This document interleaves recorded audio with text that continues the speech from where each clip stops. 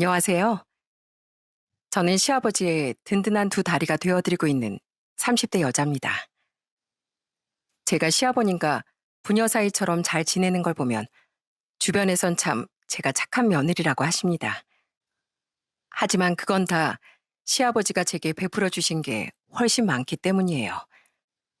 시아버지를 모시면서 저는 참 많은 생각을 하게 되는데요. 인생은 결국 내가 뿌린 대로 거두는 거구나. 그 말이 요즘처럼 마음 깊이 와닿은 적이 없습니다.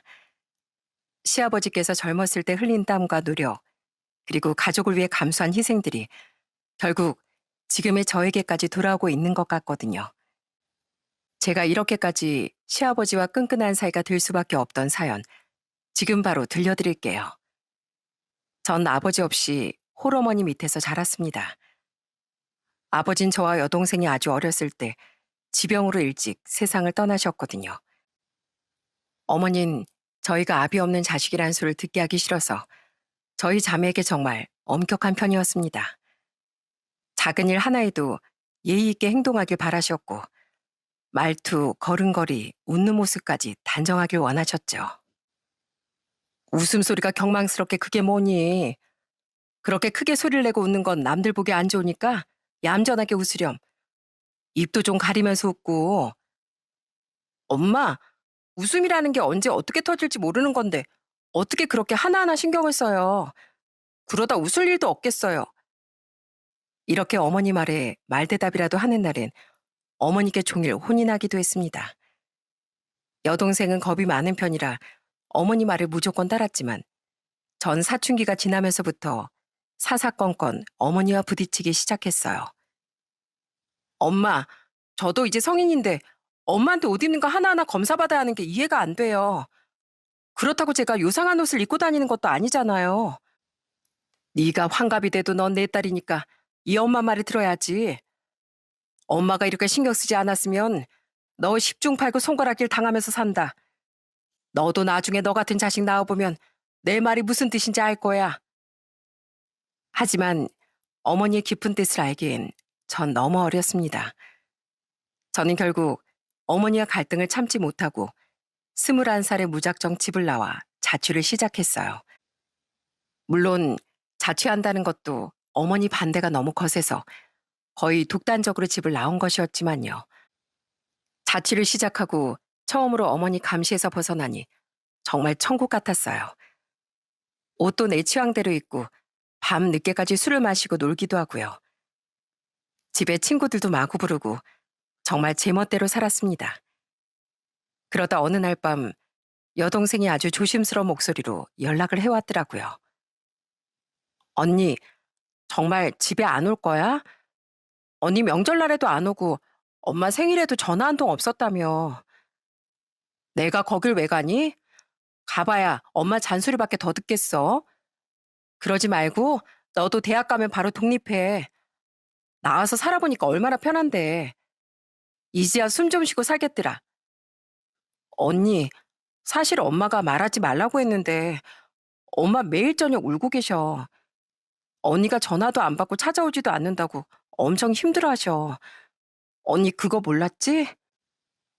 저는 동생의 말을 듣고서야 한 대 얻어맞은 듯 멍해졌습니다. 저는 제가 눈앞에서 사라지면 어머니도 마음이 편할 거라고 생각했거든요. 그런데 강한 줄만 알았던 어머니가 울고 계신다고 하니 저도 제가 너무 나쁜 딸인 것 같더라고요. 저는 그 길로 차표를 끊어 어머니 집으로 찾아갔어요. 어머닌 제가 도어락 비밀번호를 치고 들어간 것도 모른 채 식탁 의자에 멍하니 앉아 계셨습니다. 저는 떨리는 목소리로 어머니를 불렀어요. 엄마, 왜 그러고 있어요? 어? 너 유경이 아니냐? 에이, 어떻게 연락도 없이 왔어? 그래, 밥은 먹었어? 학교는 어쩌고? 어머니는 연신 절 살피며 걱정스럽게 물으셨습니다. 전 그제야 어머니가 저를 얼마나 그리워하셨는지 알 수 있었어요. 어머니는 제게 이것저것을 물으시더니 당장 밥을 해야겠다며 서두르셨습니다. 전 그런 어머니를 붙잡았어요. 엄마, 오늘은 우리 맛있는 거 사 먹으러 가요. 밥 먹고 들어오는 길에 카페도 가고 쇼핑몰도 가고요. 오늘은 우리 둘이 데이트하는 거 어때요? 어머닌 저의 제안에 잠깐 망설이시더니 소풍 가는 아이처럼 설레하시며 부지런히 나갈 채비를 하셨어요. 전 그날 처음으로 엄마 제대로 된 데이트를 한 것 같습니다. 평생 무겁고 엄한 엄마라고 생각했는데 저희 어머니 정말 소녀 같고 귀여우셨어요. 어머니랑 오붓한 시간을 보내고 늦은 저녁 집으로 돌아오는 길에 어머닌 제게 이렇게 말씀하셨습니다. 처음엔 네가 말도 없이 나간 게 괘씸해서 나도 네가 먼저 연락할 때까지 절대 안 찾아야지 했거든. 근데 하루가 지나고 이틀이 지나니까 우리 큰딸의 빈자리가 너무 큰 거야. 꼭 네 아버지 하늘로 보냈을 때 그 허전함 같았어. 제가 너무 무심했죠? 미안해, 엄마. 전 엄마도 제가 없어서 더 편할 거라고 생각했어요. 딸, 엄마한테 네가 어떤 존재인데 그럴 리가 있겠어. 내가 네 아빠 역할까지 하느라 그동안 너무 너한테 엄하게만 대해서 생각해보니까 우리 딸들한테 애정 표현 한 번 못했더라고. 미안하다, 우리 딸. 그리고 엄마가 정말 많이 사랑해. 전 그제야 어머니의 사랑을 깨달을 수 있었습니다. 그리고 동시에 어린 두 딸을 품에 안고 혼자 세상과 맞서야 했던 그 세월이 얼마나 힘들었을지 뼛속까지 느낄 수 있었죠. 그 뒤로 학교 때문에 자취는 계속해야 했지만 주말마다 그리고 시간이 날 때마다 집으로 찾아가 가족들과 시간을 보냈습니다. 대학을 졸업하고 나선 어머니 집과 그리 멀지 않은 곳으로 직장을 구했어요. 엄마, 저 엄마 집 근처에 직장까지 구했는데 아예 집으로 들어올까요?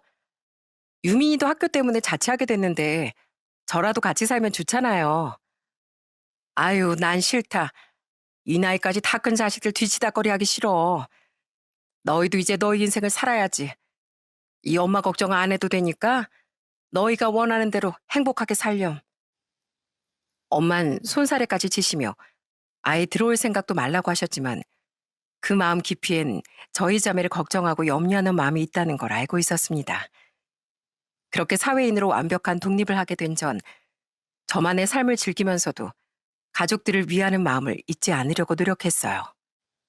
그러다 저만큼이나 가정적이고 가족을 먼저 생각하는 남편을 만나게 됐습니다. 남편을 처음 본 건 동네 혼자 사는 또래들끼리 모인 작은 모임에서였어요. 모두 타지에서 올라와 자취 생활 중인 사람들이라 혼자 사는 삶에 대해 많은 이야기를 나누었죠. 전 이제 혼자 사는 게 익숙해서인지 집에 가족들이 찾아오는 것도 가끔 불편해요. 저도요. 부모님이 가끔 오셔서 하루씩 주무시고 가시는데 빨리 시간이 흘러서 혼자 있고 싶다는 생각이 들더라니까요. 저만 이런 거 아니죠? 모임원들 대부분 이젠 혼자 사는 게 편하고 좋다는 이야기를 나누고 있었습니다. 거기서 반기를 든 건 저와 남편뿐이었어요. 어, 저는 조금 다른 생각이에요. 지금은 직장 때문에도 그렇고 여러 가지 상황 때문에 나와 살지만 기회가 되면 언제든 가족들과 함께 살고 싶거든요. 저도요. 저도 대가족이 복작복작 사는 게 좋지. 혼자 사니까 심심하기도 하고 가끔 무섭기도 하던데요. 전 엄마만 괜찮다고 하시면 언제든 어머니 집으로 들어가고 싶어요. 이런 저와 남편을 두고 모임원들은 마마보이라는 둥 캥거루족이라며 놀려댔습니다. 그 때문에 전 자연스럽게 남편과 편을 먹게 되었고 어느새 예전부터 알던 사람처럼 서로를 변호하기 시작했어요. 재호 씨가 효자라서 그렇죠. 요즘 세상에 부모님 모시고 살겠다는 아들이 어딨어요. 다들 아주 불효자들이시네. 그 말에 전적으로 동의합니다. 유경 씨도 어머님에 대한 사랑이 얼마나 깊었으면 그런 생각을 하겠어요. 오히려 가족을 생각하는 모습이 보기 좋은데요. 모임 분위기가 이렇게 흘러가다 보니 자리가 끝나갈 무렵엔 저희들은 거의 공인된 커플처럼 취급됐습니다. 사실 전 그런 분위기가 싫지 않았고 남편도 나쁘지 않았는지 절 집에 데려다 주겠다며 나서더라고요.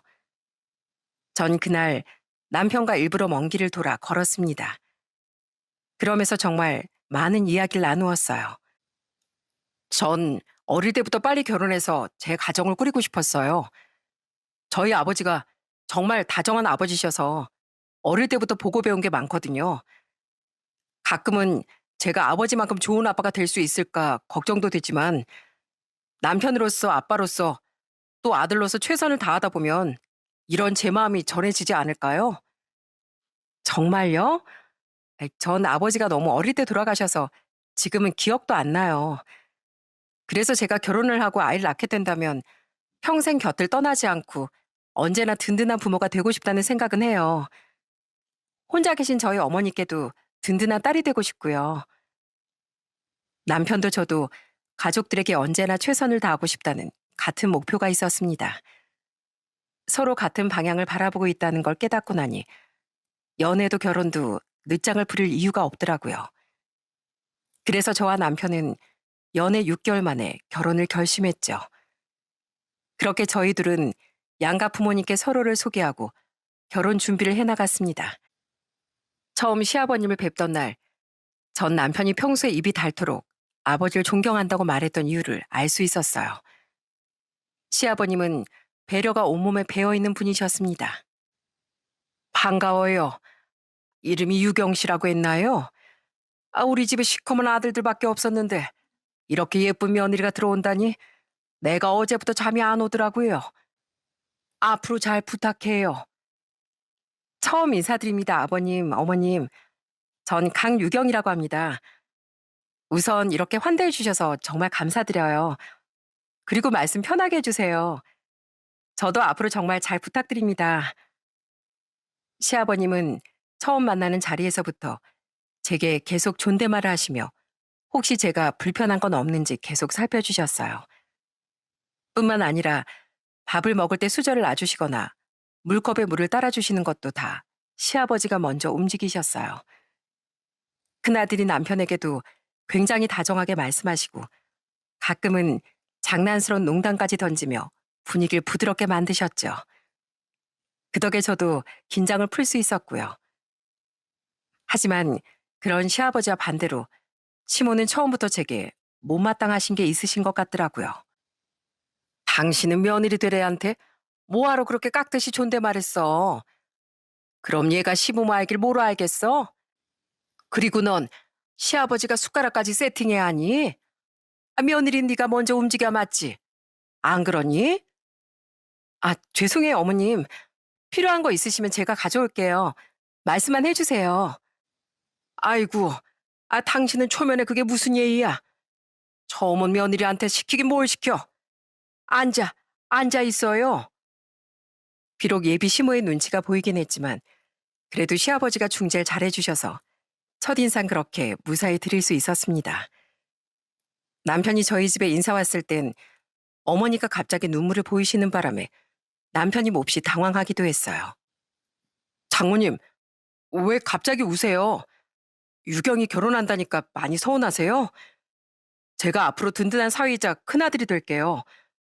그러니까 너무 서운해하지 마세요. 에휴, 내가 참 주책이 있지? 내가 너무 좋아서 그러네, 좋아서. 평생 여자 셋뿐이던 식구인데 이제 자네가 우리 딸 곁에서 든든하게 지켜줄 수 있겠구나 싶어서 내가 기뻐서 그래. 참, 기쁜데 왜 울어요, 엄마?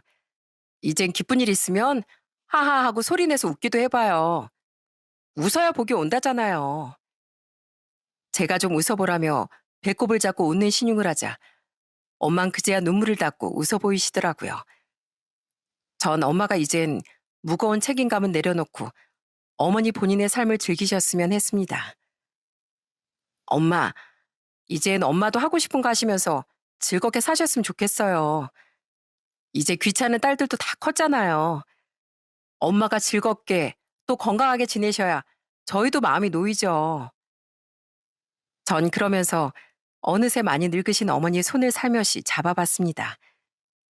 어릴 땐 참 크고 강인한 손이라고 생각했는데 어느새 주름이 깊게 패이고 마디마다 세월의 고단함이 그대로 느껴지는 손이었어요.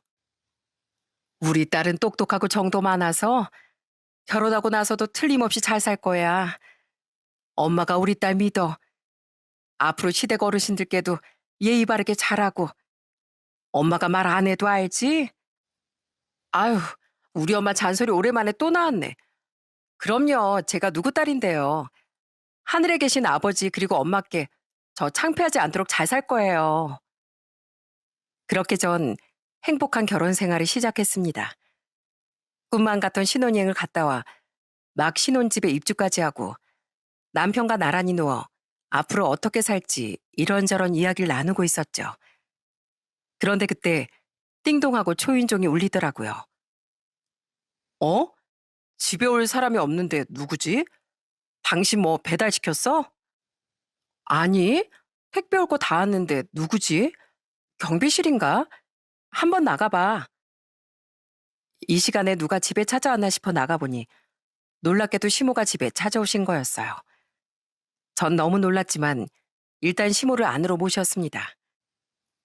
어, 어머님 말씀도 없이 어떻게 여기까지 오셨어요? 내가 뭐 아들 집에 허락받고 와야 되니? 너희 어떻게 사나 좀 둘러보러 왔다. 역시 신혼집이라 그런지 삐까뻔쩍하네. 새 집이 좋긴 좋구나. 시모는 집안 이곳저곳을 들춰보며 하나하나 간섭하기 시작했습니다. 저는 그런 시모 뒤를 졸졸 쫓아다니며 진땀을 흘렸어요. 엄마, 그래도 오실 때 미리 전화 좀 주지 그러셨어요. 아버지는 어쩌시고요? 말도 마라. 네 아버지가 날 쥐잡듯이 잡으면서 못 살게 구니까 내가 아들네 집으로 피신온 거 아니야. 남편이 시아버님 얘기를 꺼내자 시모는 이때다 싶으셨는지 시아버지의 험담을 잔뜩 늘어놓으셨습니다. 네 아버지는 아주 나만 보면 못 잡아먹어서 안달이야. 아주 전부 다 내가 잘못했고 내가 문제지. 에이, 아버지가 어디 처음부터 화내시는 분이에요? 어머니 또 뭘 잘못하셨어요? 하지만 남편은 시모의 이야기에 흔들리지 않고 계속 시아버님 편을 들더라고요. 시모는 그런 남편에게 서운해하셨죠. 너도 가만 보면 네 아빠랑 똑같아. 너도 나만 잘못한 것 같지? 내가 늑다리 네 아버지한테 시집와서 얼마나 고생하고 산 줄도 모르고 말이야. 엄마 그런 말이 아니잖아요. 아유 알겠어요. 제가 잘못 말했어요. 그만 기분 푸세요. 아버지께 얼른 오셔서 어머니 모셔가라고 전화드릴게요. 시모와 시아버님은 7살 차이가 나셨는데 시모는 부부싸움을 하시거나 아버님께 감정 상할 일이 있으면 언제나 그 나이 차이를 언급하셨습니다. 시아버지가 계시나 안 계시나 늑다리, 노인네, 영감탱이라고 부르시니 듣고 있던 제가 다 민망할 지경이었어요. 그래도 가끔 두 분이 사이가 좋으실 땐 네 시아버지 같은 사람은 또 없다. 이 가방이랑 반지도 다 네 시아버지가 사다 준 거야 하며 시아버지께 받은 선물을 자랑하셨습니다. 시모는 사치가 좀 있으신 편이라 시댁에 가면 저도 들어본 적도 없는 명품 브랜드 가방들이 가득이었거든요. 비록 시모가 조금 독특하긴 하셨지만 그래도 전 시댁에 놀러 가는 걸 좋아했어요. 그건 바로 시아버님 때문이었죠. 우리 며느님 오셨어요? 시장할 텐데 어서 손 씻고 밥 먹자. 내가 특별히 삼계탕을 맛있게 끓여놨어. 옛말에 백년 손님이 오면 씨암탉이라도 잡는다고 하지? 우리 집에 백년 손님은 바로 유경이 너다. 우선 저희 시아버님은 음식을 정말 잘하셨어요. 손도 어찌나 크시던지 재료를 아끼지 않고 듬뿍듬뿍 넣으셔서 어떤 요리를 해도 깊은 맛이 났습니다. 그리고 식사를 하는 동안에도 제 옆에 앉아선 밥 위에 반찬도 놔주시고 국도 떠주시면서 저만 살피고 계셨어요. 물론 그때마다 시모가 참 대단한 정성이라며 고개를 절레절레 하셨지만요. 아버님, 아버님도 얼른 식사하세요. 아버님이 음식도 다 하시고 밥도 제대로 못 드시면 안 되잖아요. 난 우리 며느리 밥 먹는 것만 봐도 배가 부르다. 다음에 올 땐 너 좋아하는 사골국 좀 끓여둘까? 양지고기 좀 삶아다가 넣어 먹으면 참 맛있잖니. 시아버님이 제게 해주시는 걸 보면 시댁에 딸이 하나 있었으면 정말 딸바보 아버지가 되셨을 것 같더라고요. 운 좋게 제가 시댁에 며느리로 들어와 그 사랑을 모두 받고 있는 것이었죠. 무엇보다 제가 시아버님께 아빠의 사랑을 느낀 적이 있는데요. 그날은 시댁의 친척들까지 모두 오셔서 큰 잔치를 벌였던 적이 있습니다. 그때 친척 어르신 중에 유독 장난기가 넘치시는 어르신이 계셨는데 새 며느리인 저에게 꽂히셨는지 계속 저만 찾으시며 장난을 치시더라고요. 우리 조카 며느리 그새 어딜 갔나? 이리 나와서 내 술 한 잔 받아야지. 그때 전 이미 술은 잔뜩 받아먹은 뒤라 거기서 더 술을 먹으면 안 될 것 같더라고요. 그때 저희 시아버님은 피곤하시다고 먼저 안방에 들어가 계셨고요. 전 시댁에서 도망갈 곳을 찾다가 결국엔 시아버님이 주무시고 계시는 안방으로 몰래 숨어 들어갔어요. 아버님, 주무시고 계신데 죄송해요. 당숙 어르신께서 계속 장난을 치셔서요. 그래? 이 녀석이 감히 우리 며느리를 괴롭혀? 내가 나가서 혼내줄까? 아니에요. 다 제가 예쁘다고 그러시는 것 같은데 잠깐만 이렇게 피해 있으면 당숙 어르신도 금방 잠드실 것 같아요. 약줄 많이 하셨거든요. 그런데 그때 거실에서 계속 저를 찾는 목소리가 점점 커져갔습니다. 시아버님은 조금 떨어진 곳에 있던 이불을 들치시더니 여기 숨으라고 손짓하셨어요. 저는 숨바꼭질하는 아이처럼 시아버님 옆에 쏙 숨었죠. 당숙 어르신은 안방 문까지 열어보시며 절 찾다가 보이질 않자 이내 포기하시고 다시 또 즐겁게 약주를 드셨어요. 시아버님은 그제야 아주 개구쟁이 같은 표정을 지으시며 우리 며느리 내가 지켰다. 이제 술래 안 해도 될 테니까 너도 얼른 작은 방에 가서 자렴. 하고 웃으셨습니다. 전 그때 난생 처음으로 아버지 뒤에 숨은 7살 아이가 된 것 같았어요. 한편으론 좀 찡하기도 하더라고요. 시아버님은 그 뒤로도 언제나 저의 든든한 방패가 되어주셨답니다. 가끔 시모가 절 혼내시거나 제게 짜증을 부리실 때도 언제나 시아버님의 든든한 등 뒤로 절 보호해 주셨어요. 전 이렇게 시아버지에게 전폭적인 지지와 사랑을 받으며 결혼 생활 8년 동안 두 아이의 엄마가 됐습니다. 원래는 시대가 조금 떨어진 곳에 살았지만 큰아이가 초등학교에 들어갈 나이가 됐을 무렵 시댁 근처로 이사를 가게 되었어요. 아이들도 할머니, 할아버지 가깝게 살면 교육상 더 좋을 것 같았고요. 그렇게 평범하지만 평화로운 일상이 흘러가고 있었습니다. 하지만 이런 저희 가족들의 일상을 단숨에 바꿔놓을 일이 생기고 말았죠. 아이고, 다리야. 요즘 왜 이렇게 쥐가 잘 나는지 모르겠다. 자다가도 아주 다리에 쥐 때문에 깜짝 놀라며 깬다니까. 그 당시 시아버님은 당뇨병을 앓고 계셨어요. 평소에 관리를 잘 하셨으면 좋겠지만 자꾸 귀찮다고 검진받는 것도 미루시고 약도 잘 드시지 않았어요. 그런 시아버님을 볼 때마다 걱정이 됐지만 아버님 본인께서 별것 아니라며 넘기시니 저도 더는 드릴 말씀이 없었습니다. 하지만 시간이 지날수록 다리 쥐는 점점 심해졌고 가끔은 다리가 쩌릿쩌릿하고 감각이 둔해지는 걸 느끼시는 듯 했습니다. 그러다 어느 날 늘 긴 바지만 입고 계시던 시아버님이 바지단을 걷어올리신 걸 보게 됐는데 피부가 글쎄 검게 변색되고 부어오른 다리가 눈에 들어오더라고요. 아버님, 다리가 왜 그러세요?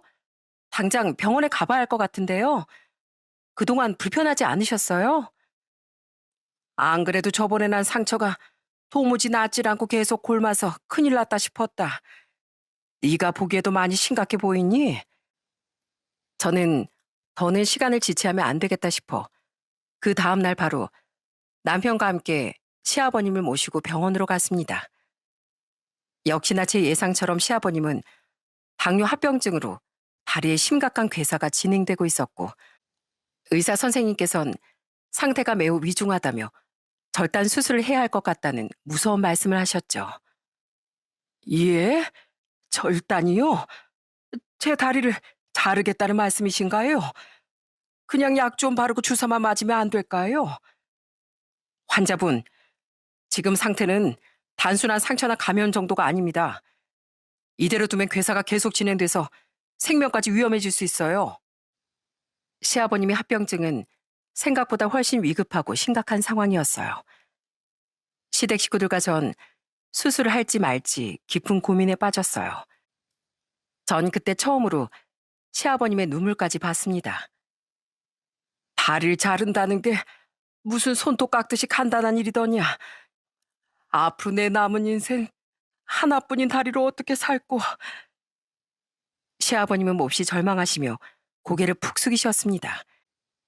그러다 말없이 떨리는 손으로 주저앉으시더니 앞으로 어떻게 살아야 할지 막막하구나 하시며 다시 눈물을 흘리셨어요. 그런 시아버님을 보며 남편도 저도 함께 눈물을 흘렸고요. 그때 잔뜩 격앙된 목소리로 시모가 수술을 반대하셨어요. 지금 나더러 다리 하나 없는 남편이랑 살라고? 내 나이가 이제 50대 후반인데 남들 창피해서 어떻게 살겠어? 엄마, 무슨 말씀을 그렇게 하세요? 저희라고 마음이 편하겠어요? 근데 그냥 두면 아버지 생명까지 위험하다잖아요. 남편의 말처럼 더는 지체할 시간이 없었거든요. 결국 아버님은 한쪽 다리 무릎 아래 부분을 절단하는 대수술을 받으셨어요. 장시간의 수술이 끝나고 마취에서 깨어나 정신을 차리신 시아버님은 허전한 한쪽 다리를 보며 몇 날 며칠을 목 놓아 우셨습니다. 저 역시 그런 아버님을 보기가 너무 힘들었지만 무엇보다 얼른 자리에서 일어나실 용기를 드리는 게 우선이었어요. 그래서 저는 조금 독하게 마음을 먹고 시아버님의 재활을 도왔습니다. 아버님, 의족이 처음부터 편하게 신고 다닐 수가 없대요. 의족에 적응하시려면 많이 걷고 연습도 계속 하셔야 돼요. 제가 계속 아버님 손 잡아드릴게요. 의족은 처음부터 마음처럼 움직여주지 않더라고요. 몇 걸음 걷다가도 휘청이고 자주 넘어지기도 하셨어요. 하지만 저도 아버님도 우린 모두 포기하지 않았습니다. 그렇게 전 아버님의 한쪽 다리를 대신해 늘 곁에서 함께 걸었어요. 그렇게 지내다 보면 또다시 시간이 흘러 어느새 결혼한 지도 11년이 되었죠. 저 역시 30대 후반에 인생의 큰 위기를 겪었답니다. 그건 바로 암이라는 무서운 병이 절 찾아온 거였어요. 전 뜻밖에도 유방암 진단을 받았습니다. 처음엔 믿기지 않았고 큰 두려움에 휩싸였어요. 제 몸에 그런 일이 닥칠 줄은 상상도 못했으니까요. 다행히 초기에 발견되어 생명에는 지장이 없었지만 일단 암이라는 그 자체로도 일상의 모든 게 그 자리에 멈춰버렸어요. 제가 진단을 받은 무렵 추석 명절 얼마 앞둔 즈음이었는데 명절날 저의 암 소식을 알려야 하는 게 참 마음이 무거웠습니다. 남편은 그런 제 마음을 잘 이해해 주었고 저 대신 저희 어머니께 먼저 전화를 드렸어요. 장모님, 너무 놀라지 말고 들으세요. 아내가 유경이가 조금 아프대요.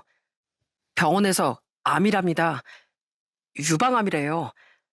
저희도 얼마 전에 진단을 받고 치료 계획을 세우려는 참이에요. 뭐, 암이라고? 내 딸이 암이라고? 그거 확실한 거야? 아니, 일단 우리 딸 상태가 어때? 유경인 괜찮어? 네, 다행히 아주 초기에 발견된 거라 수술 받고 약 잘 먹으면 괜찮을 거래요. 물론 추적 관찰을 계속 해야 하긴 하는데 요즘은 수술도 잘 돼 있어서 수술 흉터도 그리 크지 않을 거랍니다. 제가 옆에서 잘 살필 테니까 걱정하지 마세요, 장모님. 하지만 제 어머니는 일단 제가 아프다는 그 사실 자체로 많이 놀라신 것 같았습니다. 그런 어머니가 걱정돼 한동안 여동생이 어머니 집에 머물기도 했어요. 이렇게 저희 집에 우선 제 발병 소식을 알렸고 시댁엔 또 어떻게 말씀드려야 하나 고민이 참 많았습니다. 가뜩이나 몸이 불편하신 시아버님이 계신데 저까지 아프다는 소식을 들으면 많이 놀라실 것 같았거든요. 그렇게 어떻게 말씀드려야 하나 고민하고 있던 무렵 갑자기 시모에게 전화가 걸려왔습니다. 시모는 제게 필요한 게 없으면 생전 전화도 안 하시는 분이었어요. 전 설마 남편에게 무슨 말씀을 들었나 싶어 전화를 받았죠. 그런데 시모는 정말 예상 밖의 말씀을 하시더라고요. 어머마, 나다. 넌 뭐하고 있길래 전화도 빨리빨리 안 받니? 그건 그렇고 나 네 차 좀 빌려다오. 네?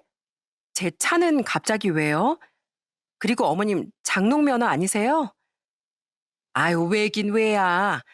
요즘 가을 날씨도 좋은데 어디 놀러 갈까 해서 그렇지. 안 그래도 요즘 네 시아버지 때문에 화딱지가 나서 죽겠다 얘. 다리도 불편한 양반이 왜 그렇게 잔소리가 많은지 원. 아주 집에 계속 붙어 있다간 내가 먼저 화병으로 가겠어. 평소에도 시아버님과 시모가 종종 싸우셔서 그저 의례 있는 일인 것 같았습니다. 그래도 시모의 운전 실력을 알기에 망설여지더군요. 어머님, 어머님 운전하신 적도 몇 번 없는데 아무리 생각해도 차를 빌려드리긴 위험할 것 같아요.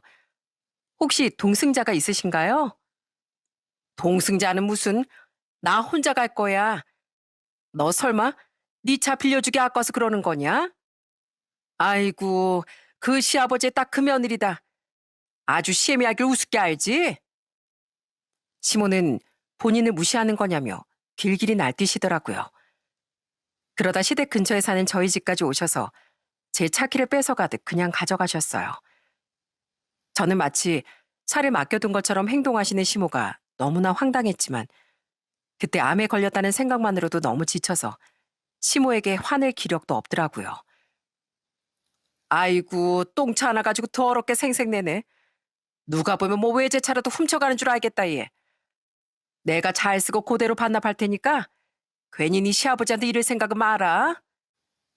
저는 쓰나미처럼 몰려온 시모가 돌아간 이후 남편에게 전화를 걸어 이 문제를 상의했습니다. 엄마가 그랬다고? 아, 대체 왜 그러시는 줄 모르겠다. 우리 엄마한테까지 기운 쓰지 말고 그냥 가져가시라고 하자. 혹시 문제 생기면 내가 책임질게. 남편은 괜히 문제를 크게 만들지 말고 그냥 드리는 게 낫겠다고 하더군요. 저도 일단은 알겠다고 하고 넘어갔어요. 그렇게 며칠이 지나 월요일 아침 시모는 주차장에 차를 던지다시피 주차하곤 제 앞에 차키를 던졌어요. 차 잘 썼다. 근데 네 차 잘 나가지도 않고 에어컨도 영 시원치 않아서 아주 운전하는 내내 혼났어 얘. 넌 그런 똥차 하나 가지고 그 걱정을 한 거니? 걱정 또 팔자다 정말. 시모는 차를 빌려간 사람이 맞나 싶게 되레 큰 소리를 치고 가버렸고 저도 오후에 출근해야 해서 차를 가지러 주차장에 내려갔습니다. 근데 이게 웬일인가요? 시모가 제 차 범퍼를 다 긁어놨더라고요. 제 차를 가지고 무슨 범퍼카라도 탔나 싶었다니까요. 어찌나 험하게 운전을 했는지 범퍼에 기스가 가득이었어요. 헌신짝이 다 된 차를 보니까 정말 짜증이 나더라고요. 그래서 전 당장 시모에게 전화를 걸었어요. 어머님, 저 지금 주차장에 내려와서 차 보고 있는데요. 운전할 때 혹시 어디 부딪히셨어요? 차 범퍼에 기스가 가득이네요. 어머, 얘 생사람 잡는 것 좀 봐라. 내가 얼마나 운전을 잘했는데. 네가 운전하면서 생긴 기스겠지 뭐. 그걸 나한테 덤탱이 씌우니? 진짜 아는 사람이 더 무섭다더니 네가 딱 그 짝이구나. 아무튼 난 모르는 일이니까 생사람 잡지 마라. 그러더니 시모는 생사람 잡지 말라며 일방적으로 전화를 끊어버렸어요. 저는 너무 화가 나서 증거라도 잡아야겠다 싶었습니다. 그래서 차에 있던 블랙박스 영상을 살펴봤어요. 그리고 그 안에 있는 충격적인 어떤 장면을 목격하고 말았습니다. 어머, 세상에, 이게 뭐야 대체? 처음 블랙박스 영상을 보고 혹시 누가 볼까 싶어서 얼른 영상을 꺼버릴 정도였습니다. 저의 새 가슴으론 도저히 감당할 수 없는 엄청난 비밀을 알아버린 거였죠.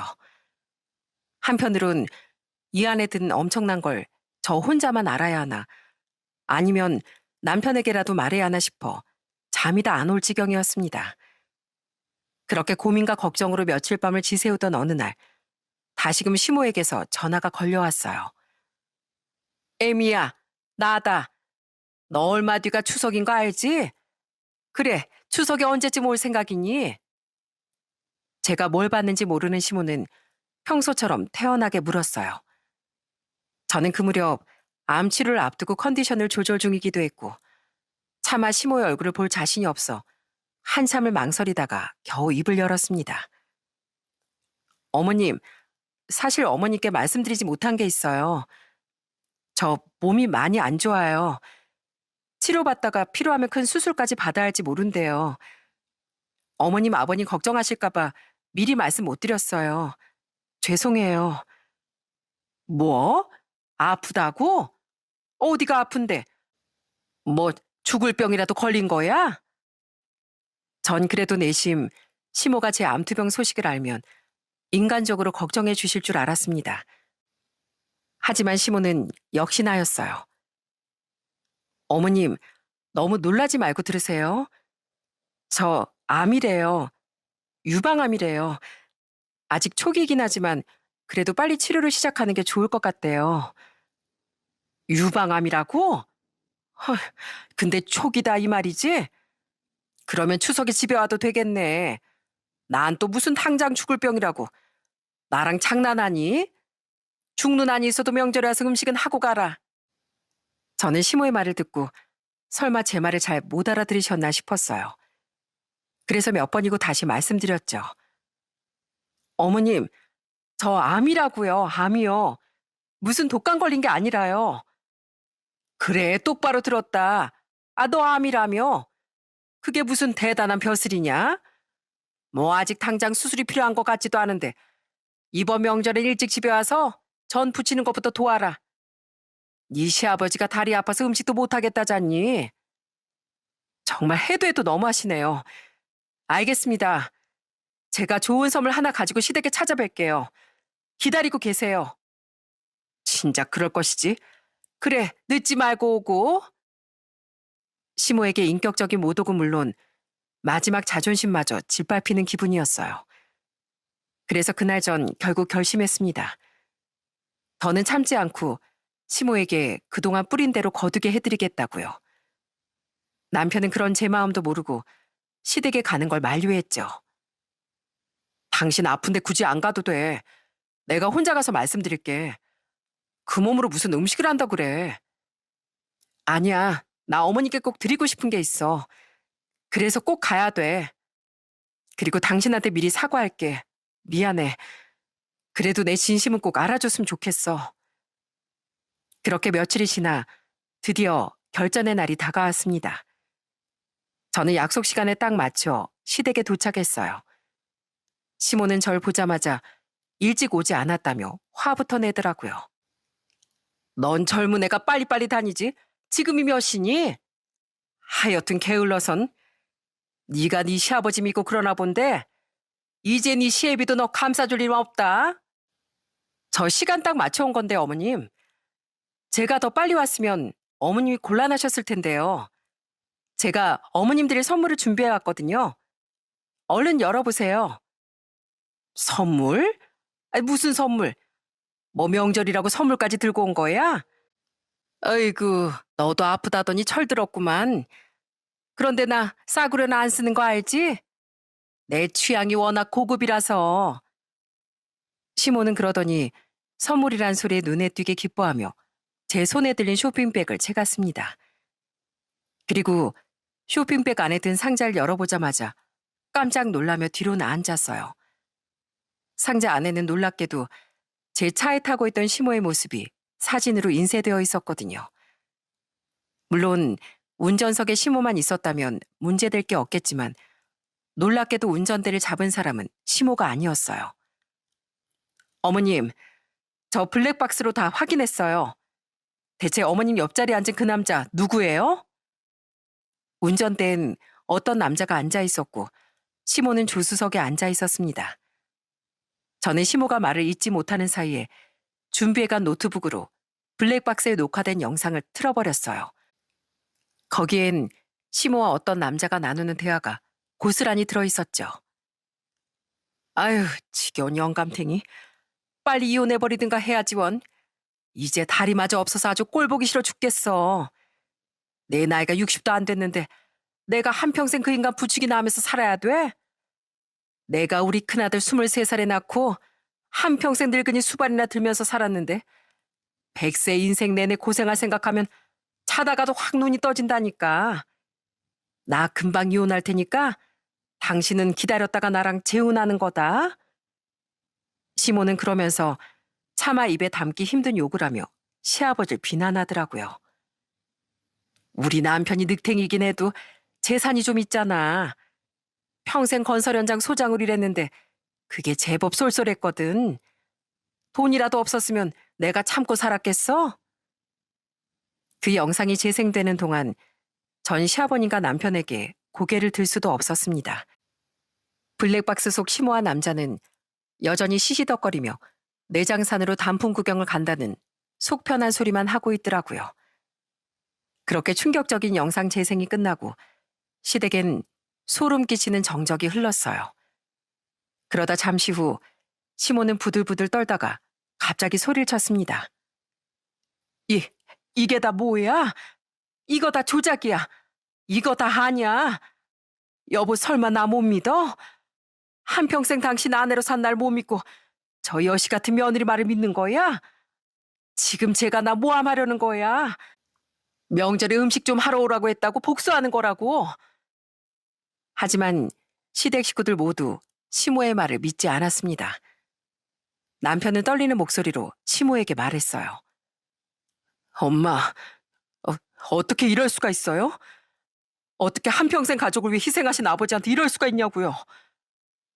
아버지, 차라리 듣지 마세요. 엄만 진짜 사람도 아니에요. 어떻게 바람까지 피우면서 아버지를 욕보여요? 남편과 시동생들은 시모에게 말까지 더듬으며 화를 내기 시작했고 그때까지 조용하시던 시아버지가 결국 자리에서 일어나셨습니다. 네가 어떻게 너네 뒤통수를 칠 수가 있어. 3년 전에도 날 배신하더니 기어이 또 이런 짓을 벌여? 그때 당신을 용서하는 게 아니었어. 하지만 시아버진 전혀 저희가 예상치 못했던 또 다른 사건에 대해 말씀하시는 게 아니겠어요? 내가 애들한테 창피해서 나 혼자 묵고 가려던 일이 있다. 네 엄마, 네 시모 3년 전에도 바람 피다가 나한테 걸려서 이혼 직전까지 갔었다. 그래도 애들 엄마니까 내가 용서해주면 정신 차리겠지 싶어서 묻고 넘어갔더니만 기어이 또 이 사단을 만들어?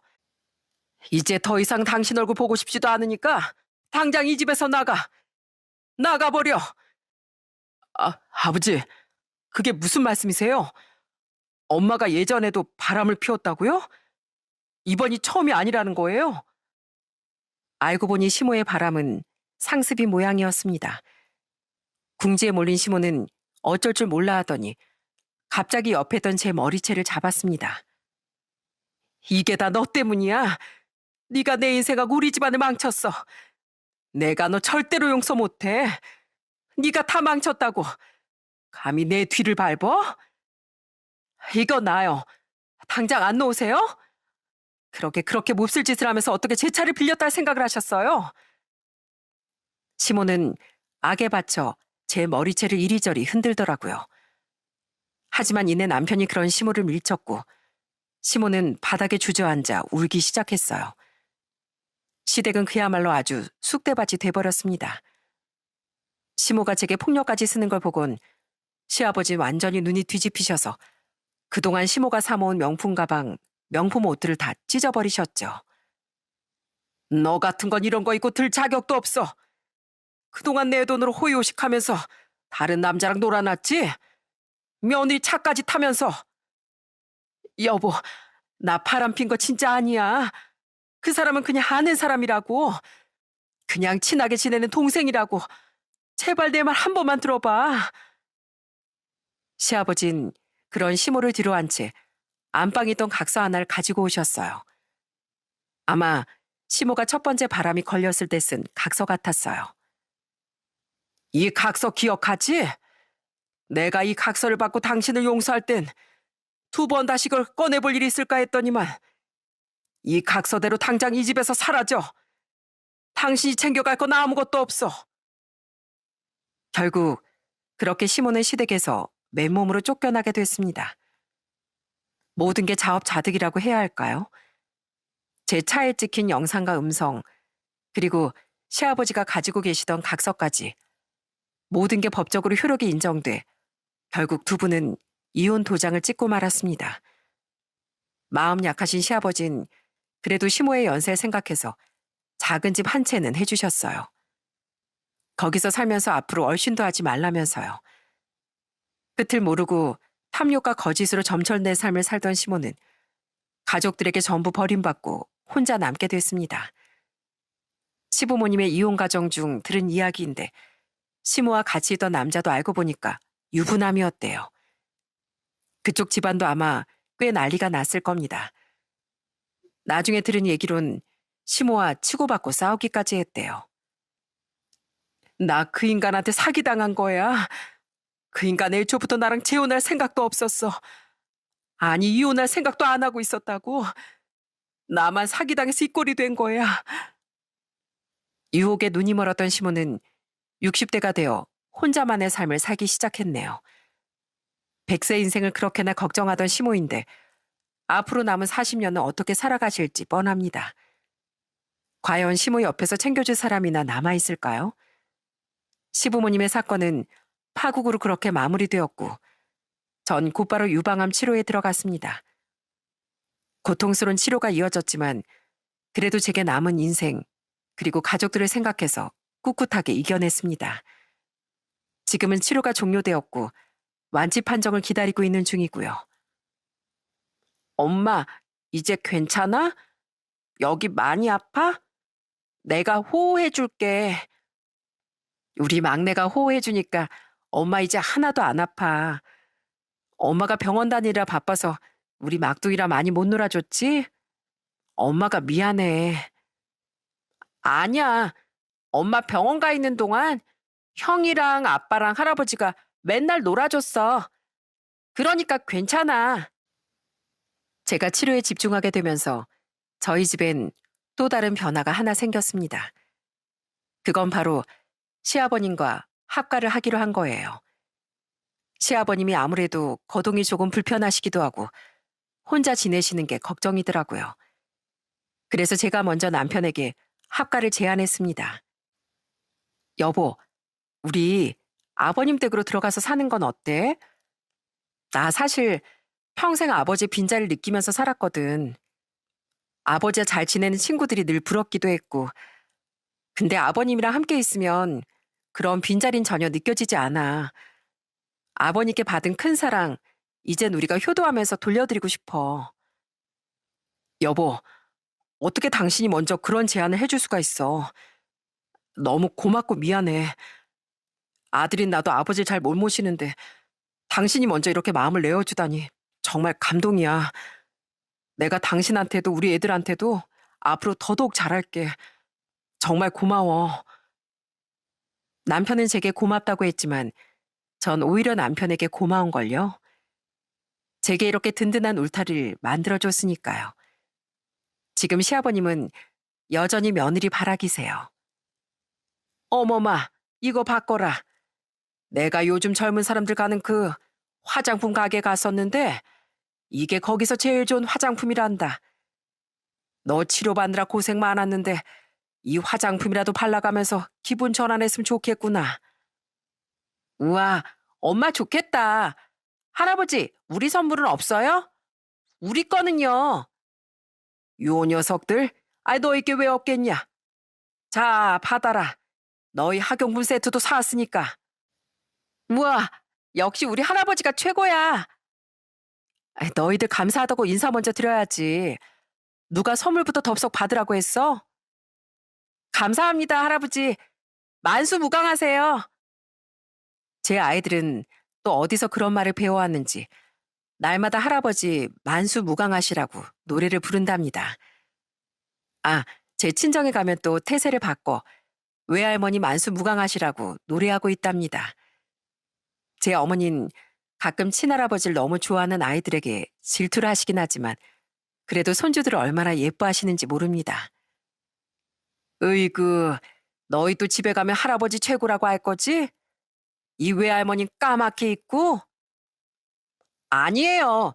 지금은 외할머니네 있으니까 외할머니가 최고예요. 아이들의 말에 어머니는 입꼬리를 감추지 못하고 활짝 웃으셨어요. 저도 그 모습을 보며 너무 사랑스러워서 웃음이 났습니다. 이렇게 저희 집엔 늘 웃음과 감사함이 가득한 채로 잘 지내고 있습니다. 시아버님도 제 친정어머니도 우리 아이들도 남편과 시댁 식구들도 모두 각자의 자리에서 서로에 대한 사랑을 아끼지 않아요. 전 이제야말로 알 것 같네요. 뿌린 대로 거둔다는 그 말, 모든 건 다 인과응보라는 그 말을요. 사랑을 심으면 사랑이 돌아오고 원망을 심으면 원망이 돌아오는 것 같습니다. 그러니 이 사연을 듣고 계신 여러분도 저도 모두 하루하루 사랑의 씨앗을 심으면서 살아갔으면 좋겠네요. 제 사연 들어주셔서 감사합니다.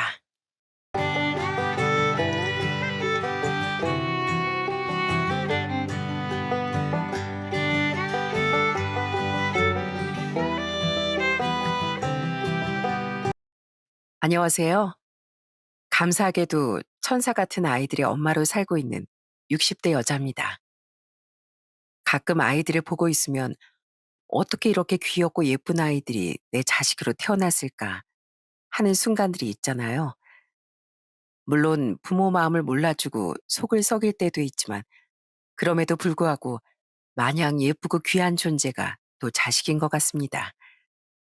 저에겐 이런 보물 같은 아이들이 무려 넷이나 있답니다. 특히 저희 애들은 남들보다 조금 더 특별한 사연을 가지고 있어요. 오늘 여러분께 저의 보물, 저의 천사들을 소개할게요. 우선 저와 함께 이 천사들을 키우고 있는 저희 남편은 참 정이 많은 사람입니다. 제 남편 얘기라 조금 쑥스럽지만 저는 남편이 법이 없이도 살 양반이라고 생각해요.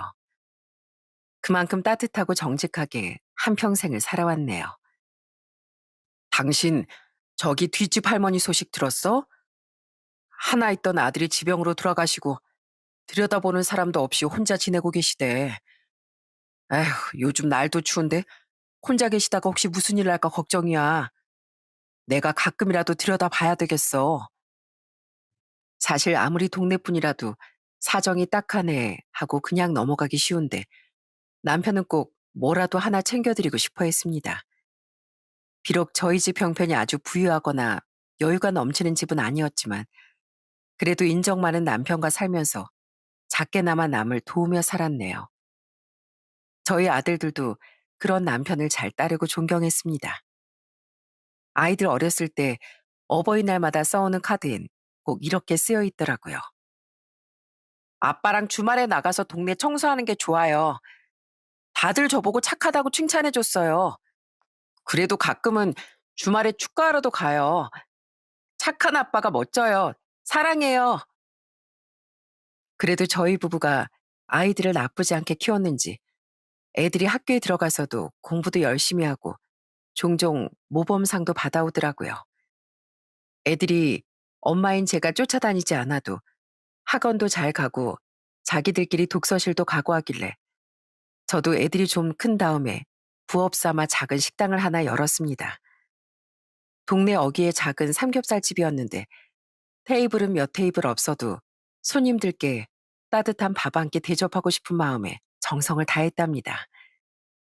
저녁이면 퇴근한 남편이 가게로 들러 설거지도 도와주고 아들들이 서빙을 도와주기도 했고요. 특히 고기 좋아하는 우리 첫째 녀석은 알바비 대신 고기만 실컷 구워줘도 좋다고 웃곤 했죠. 고기는 집에 가서도 실컷 구워줄 테니까 엄마 걱정 말고 너희들 할 일에 엄마 너희들이 엄마 걱정해주는 것만으로도 충분하니까. 아니야, 엄마. 나는 고기 실컷 먹고 싶어서 일하는 거야. 그러니까 일당 준다고 생각하고 편하게 부리세요, 사장님. 대신 고기는 배 터지게 먹고 갈 겁니다. 속 깊은 저희 아들은 제가 미안해하는 걸 알고 오히려 그렇게 너스를 떨곤 했습니다. 이렇게 온 식구들이 저를 도와주고 응원해주니 식당 일이 아무리 힘들어도 즐겁기만 하더라고요. 물론 도무지 이해가 안 되는 손님들도 계셨지만요. 여기요, 사장님. 이거 고기 정량 나온 거 맞아요? 제가 저울로 재보니까 100g이나 모자라는데요. 저 기분 나빠서 음식값 계산 못 하겠어요. 다른 음식들도 사기쳤을 줄 누가 알아요? 어느 날은 저울까지 들고 와서 제가 음식량으로 사기를 쳤다는 손님도 계셨습니다. 맹세코 저는 더 드리면 더 드렸지 절대로 적게 드린 적은 없었어요. 손님, 그럴 리가 없어요. 저도 하나하나 무게를 다 재서 서빙하는데 그 저울 한번 제가 봐도 될까요? 뭐, 지금 절 사기꾼으로 보시는 거예요? 음식으로 사기치는 거로도 모자라 손님까지 의심하네 이 식당. 저 그냥 갈 테니까 다신 그렇게 장사하지 마세요. 손님은 제가 저울을 보여달라고 하자 갑자기 당황하며 도망치려 하더군요. 저는 뭔가 수상한 느낌이 들어서 가려던 그 손님을 붙잡고 기어코 저울을 빼앗았죠. 그리고 제가 정확히 1인분을 담아뒀던 고기를 올리자 딱 손님이 말한 대로 100g이 덜 나가더라고요. 아마 이런 식으로 순진한 가게 사장님들을 등쳐먹고 다니는 상습범이었겠죠. 손님, 이거 똑똑히 보세요. 저희 집 저울하고 비교했을 때 딱 100g 부족하잖아요. 못 믿겠으면 경찰서 가서 다시 재자고요. 요즘 가뜩이나 경기도 안 좋은데 이런 식으로 가게 영업 방해하고 사람 속이려고 드시면 안 되죠. 제가 단호하게 말하자 그 손님은 횡설수설하다가 결국 10,000원짜리 몇 장을 던지고 황급히 가게를 빠져나갔어요. 제가 아무리 남을 도우며 산다고 해도 할 말은 꼭 하는 성격이었거든요. 이것뿐만 아니라 술을 먹고 행패를 부리거나 말도 안 되는 트집을 잡는 손님들도 종종 있었지만 그 중에서도 제가 영원히 잊지 못할 아주 특이하고 특별한 손님들도 있었습니다. 저는 20년도 더 지난 그날 밤을 아직도 똑똑히 기억해요. 그날도 전 남편과 가게 청소를 하며 퇴근할 준비를 하고 있었습니다. 그때가 밤 10시에 가까운 시간이라 거리 인적도 한산해졌을 무렵이었어요.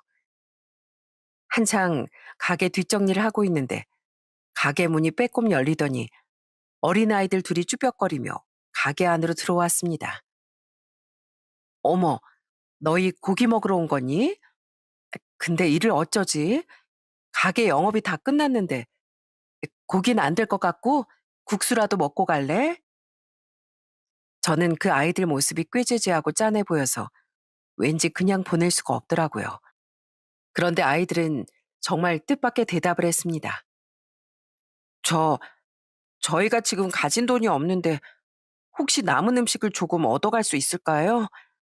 먹다 남기신 것도 괜찮아요. 동생이 너무 배고파해서요. 놀랍게도 두 아이 중 오빠로 보이는 남자아이가 배가 너무 고프다며 남은 음식을 달라고 하는 겁니다. 아무리 그래도 그때가 쌍팔년도도 아니고 배가 고파서 음식을 구걸하러 다니는 아이들은 아주 어렸을 때 말곤 처음이었죠. 아휴, 세상에나. 너희 부모님은 어디 계시니? 일단 여기로 앉아. 그래도 남은 잔반을 줄 수는 없지. 아줌마가 얼른 뭐라도 내올 테니까 조금만 기다려 보렴. 저는 아이들을 테이블에 앉히고 급하게 주방으로 들어가 찌개에 불을 올렸습니다. 냉장고에 조금 남아있던 고기도 굽고 밥도 새로 퍼서 급하게 한 상을 차렸어요. 그 사이 남편은 아이들에게 이것저것 묻기 시작했죠. 왜 이 시간까지 집에 들어가지 않고 거리를 헤매니? 너희 둘은 남매 사이야? 늦은 밤까지 밥 한 끼도 못 먹은 거야? 저, 그게, 얘는 제 여동생이고요. 사실 어제부터 아무것도 못 먹었어요. 오늘 하루 종일 여기 근처 식당들에 들어가서 부탁드렸는데 다 화만 내셨어요. 우리 오빠를 때리려고 했던 아저씨도 있었어요. 그때 너무 무서워서 막 도망쳤어요. 우리 나쁜 애들 아닌데. 그때 남매 중 큰아이가 초등학교 고학년쯤 돼 보였는데 잘 못 먹고 다녔는지 또래보다 몸집이 훨씬 작았습니다. 여자아이도 마찬가지였고요. 저희 아들들은 그 나이 때 이미 제 등치를 따라잡은 터라 그 아이들이 유난히 앙상해 보였어요.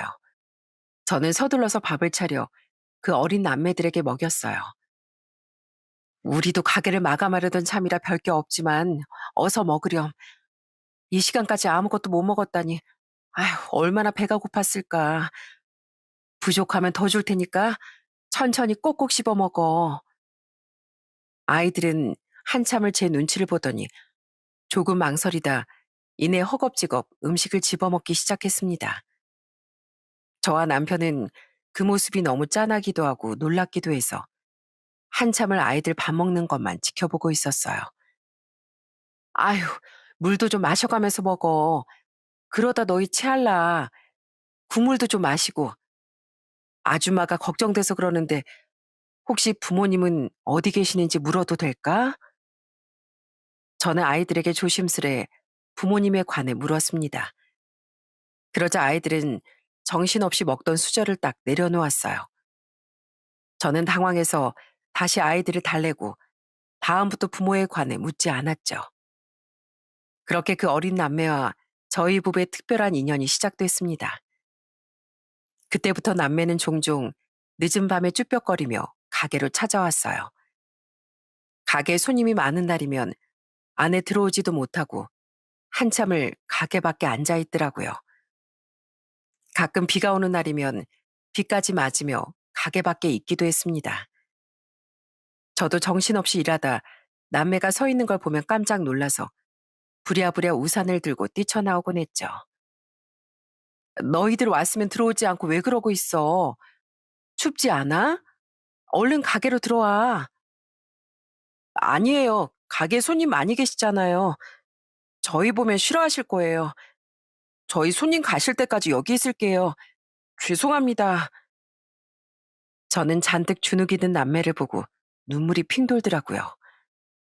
아직 철없이 뛰어놀아야 할 나이에 끼니를 해결하러 식당을 전전하고 그것도 모자라 눈치까지 보며 서 있는 그 모습이 어찌나 가슴이 아프던지요. 저는 곧장 들어가 아이들이 먹을 만한 반찬과 음식을 포장해서 아이들 손에 쥐어주었습니다. 이거 집에 가져가서 먹어. 너희들 잘 먹던 반찬으로 담았어. 앞으로도 배고프면 이렇게 밖에서 기다리지 말고 언제든지 아줌마한테 말해도 돼. 알겠지? 감사합니다. 제가 이 다음에 어른이 되면 꼭 갚을게요. 정말 감사해요. 수연아, 너도 감사하다고 인사드려야지. 감사합니다. 잘 먹을게요. 아줌마가 해준 음식 다 엄청 맛있어요. 남자아인 제 동생까지 인사시키더니 제가 손에 들려준 반찬 가방을 들고 다시 빗속으로 사라졌습니다. 그 뒤로도 남매가 올 때마다 제 아이들 먹이듯이 정성껏 식사를 챙겼지만 그쯤 되자 도저히 그 남매를 두고 볼 수만은 없더라고요. 남편도 저와 같은 생각이었고요. 우리가 아무리 밥을 챙겨준다고 해도 한참 성장기에 그 정도 밥으론 턱없이 부족할 거야. 애들이 말은 안 하지만 대체 부모라는 사람들이 뭐 하는 작자들이길래 애들이 거리를 떠돌게 하는지도 궁금하고 애들이 입고 다니는 것도 그렇고 얼굴에 때가 잔뜩 묻은 것도 신경 쓰인다니까. 학교는 잘 다니는 건지 저러다 나쁜 인간들 만나서 해코지라도 당하는 건 아닌지 걱정돼서 잠이 안 와. 어린 남매 걱정에 한참 머리를 싸매고 있던 저희 부부는 동네 수소문에서 대체 남매에게 무슨 사연이 있는 건지 알아보기로 했습니다. 제 식당에 오기 전에 다른 식당들도 돌아다녔다고 하니 뭔가 남매에 대해 아는 사람이 있을 것 같았거든요. 전 일단 동네 통장님께 아이들에 대해 물었습니다. 혹시 둘이 손을 꼭 붙잡고 다니는 남매애들 아세요? 밤늦게도 거리를 돌아다니던데 그 애들이 종종 저희 가게에 오거든요. 혹시 그 애들 부모님은 뭐 하는 사람들인지 궁금해서요. 제가 남매에 관해 묻자 통장님은 잠시 기억을 더듬어 보시더니 뭔가 기억나셨다는 듯 크게 한숨을 내시더라고요. 아, 그 먹을 거 얻으러 다니는 애들 말이죠? 말도 마요. 어찌나 불쌍한 애들인지. 그 애들 엄마라는 사람은 애들이 어렸을 때 진작 집을 나갔고 아빠라는 작자는 완전 술주정뱅이에다 틈만 나면 쌈박질해서 동네 시끄럽게 하는 몹쓸 인간이라오. 지금은 어디 지방으로 일을 다닌다는데 애들만 집에 내팽개치고 신경도 안 쓰는 모양이네요.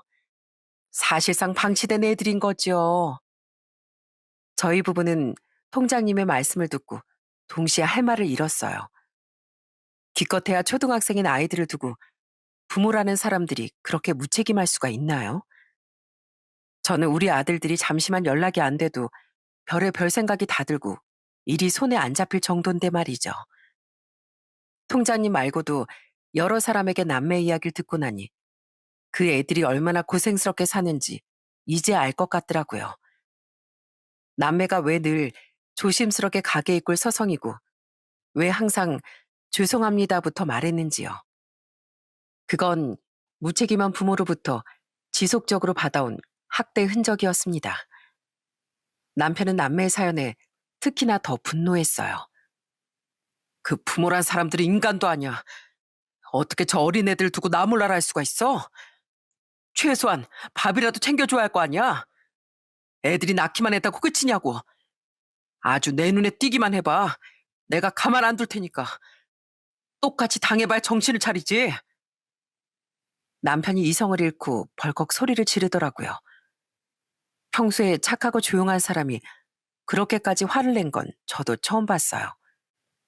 그 이후에 남매를 볼 때마다 내색은 안 했지만 애들 얼굴을 볼 때마다 속에서 천불이 나는 것 같았습니다. 남매는 저희 속을 아는지 모르는지 그쯤 저희가 식사를 잘 챙겨주었더니 얼굴에 약간 살이 붙어서 동글동글 귀엽기만 하더라고요. 저희 앞에서 제법 잘 웃기도 하고요. 아줌마, 이거 보세요. 이거 제가 아줌마 아저씨 얼굴 그렸어요. 아줌마 옷은 예쁜 드레스예요. 어때요? 공주님 같죠? 야, 수연이 너 그런 거 하지 마. 그거 되게 예의 없는 거야. 빨리 죄송하다고 사과드려. 특히 남매 중 동생인 수연인 저희 부부에게 그림도 그려주고 종종 장난도 잘 치는 개구쟁이 소녀였어요. 오빠인 정훈인 매번 그런 동생을 말렸지만 저흰 오히려 나이에 비해 너무 의젓한 정훈이가 짠해 보였답니다. 괜찮아 정훈아. 아줌마 아저씨는 수연이가 그림 선물해줘서 너무 기쁜데? 어디 한번 보자. 우와, 우리 수연이가 아줌마가 맨날 입는 앞치마를 예쁜 드레스로 그려줬구나. 이거 가게에 붙여놔야겠는데? 저는 가끔 수연이가 그려주는 그림을 가게 벽에 붙여두었어요. 수연이는 자기 그림이 전시된 걸 너무나 좋아했어요. 가끔 손님 중에 제게 언제 딸이 있었냐고 묻는 단골 손님들도 종종 있었죠. 저는 그때마다 웃으며 대답했어요. 그러게요. 시커먼 아들 둘만 키우다가 갑자기 하늘에서 예쁜 공주님을 보내줬네요. 예의 바른 아들도 한 명 더요. 그렇게 남매의 밥을 챙겨주고 그새 정이 붙어서 제 아들들 챙기듯이 안부도 묻고 학교는 잘 다니는지 숙제는 했는지 하나하나 살피게 되었어요. 그러던 어느 날 정훈이가 불쑥 주방으로 들어왔더라고요. 원래라면 제 허락 없인 잘 돌아다니지도 않는 아이라 저는 무슨 일인가 싶었죠. 그런데 정훈이는 정말 가슴 아픈 말을 하더라고요. 저 아줌마 오늘부터 제가 설거지를 해도 될까요? 매번 저희 밥도 챙겨주시고 숙제까지 봐주시는데 제가 밥값이라도 해야 할 것 같아서요. 아니면 저 가게 청소라도 할까요? 저는 정훈이의 말을 듣고 가슴이 너무 아파 눈물이 날 것 같았습니다. 그래서 저도 모르게 약간 언성을 높였어요. 뭐라고? 정훈아, 그게 무슨 말이야? 아줌마가 혹시 너 불편하게 한 적 있어? 너 이제 겨우 12살이야. 마음껏 투정 부리고 응석 부려도 괜찮은 나이라고. 다신 그런 말 하지 마. 정훈이가 그런 소리 하면 아줌마가 얼마나 마음 아픈지 아니? 정훈이는 제가 살짝 언성을 높인 것에 놀랐는지 금세 시무룩해져서 제게 연신 죄송하다며 사과하더라고요. 그 모습에 저는 또 마음이 아파 아이를 힘껏 안아주었죠. 아줌마가 미안해. 많이 놀랐지? 아줌마가 정훈이가 너무 어른스러운 게 슬퍼서 그랬어. 미안해. 정말 미안하다. 정훈이는 그제야 훌쩍훌쩍 울기 시작하더라고요. 딱 12살 아이처럼요. 저는 이상하게도 아이의 우는 소리를 들으니까 마음이 놓이는 거 있죠? 그래서 저도 아이 몰래 울고 말았네요. 그날 저녁 남매 손에 고기 반찬을 해서 들려보내고 난 뒤 저는 남편과 앉아서 한참을 고민했습니다. 애들이 학교에서 급식을 먹는다고 해도 점심 한 끼뿐이잖아. 우리가 매 끼니를 쫓아다니면서 챙겨줄 수도 없는 일이고 정훈이는 좀 있으면 중학교 갈 나이인데 이대로 계속 밥만 챙겨줘도 괜찮을까?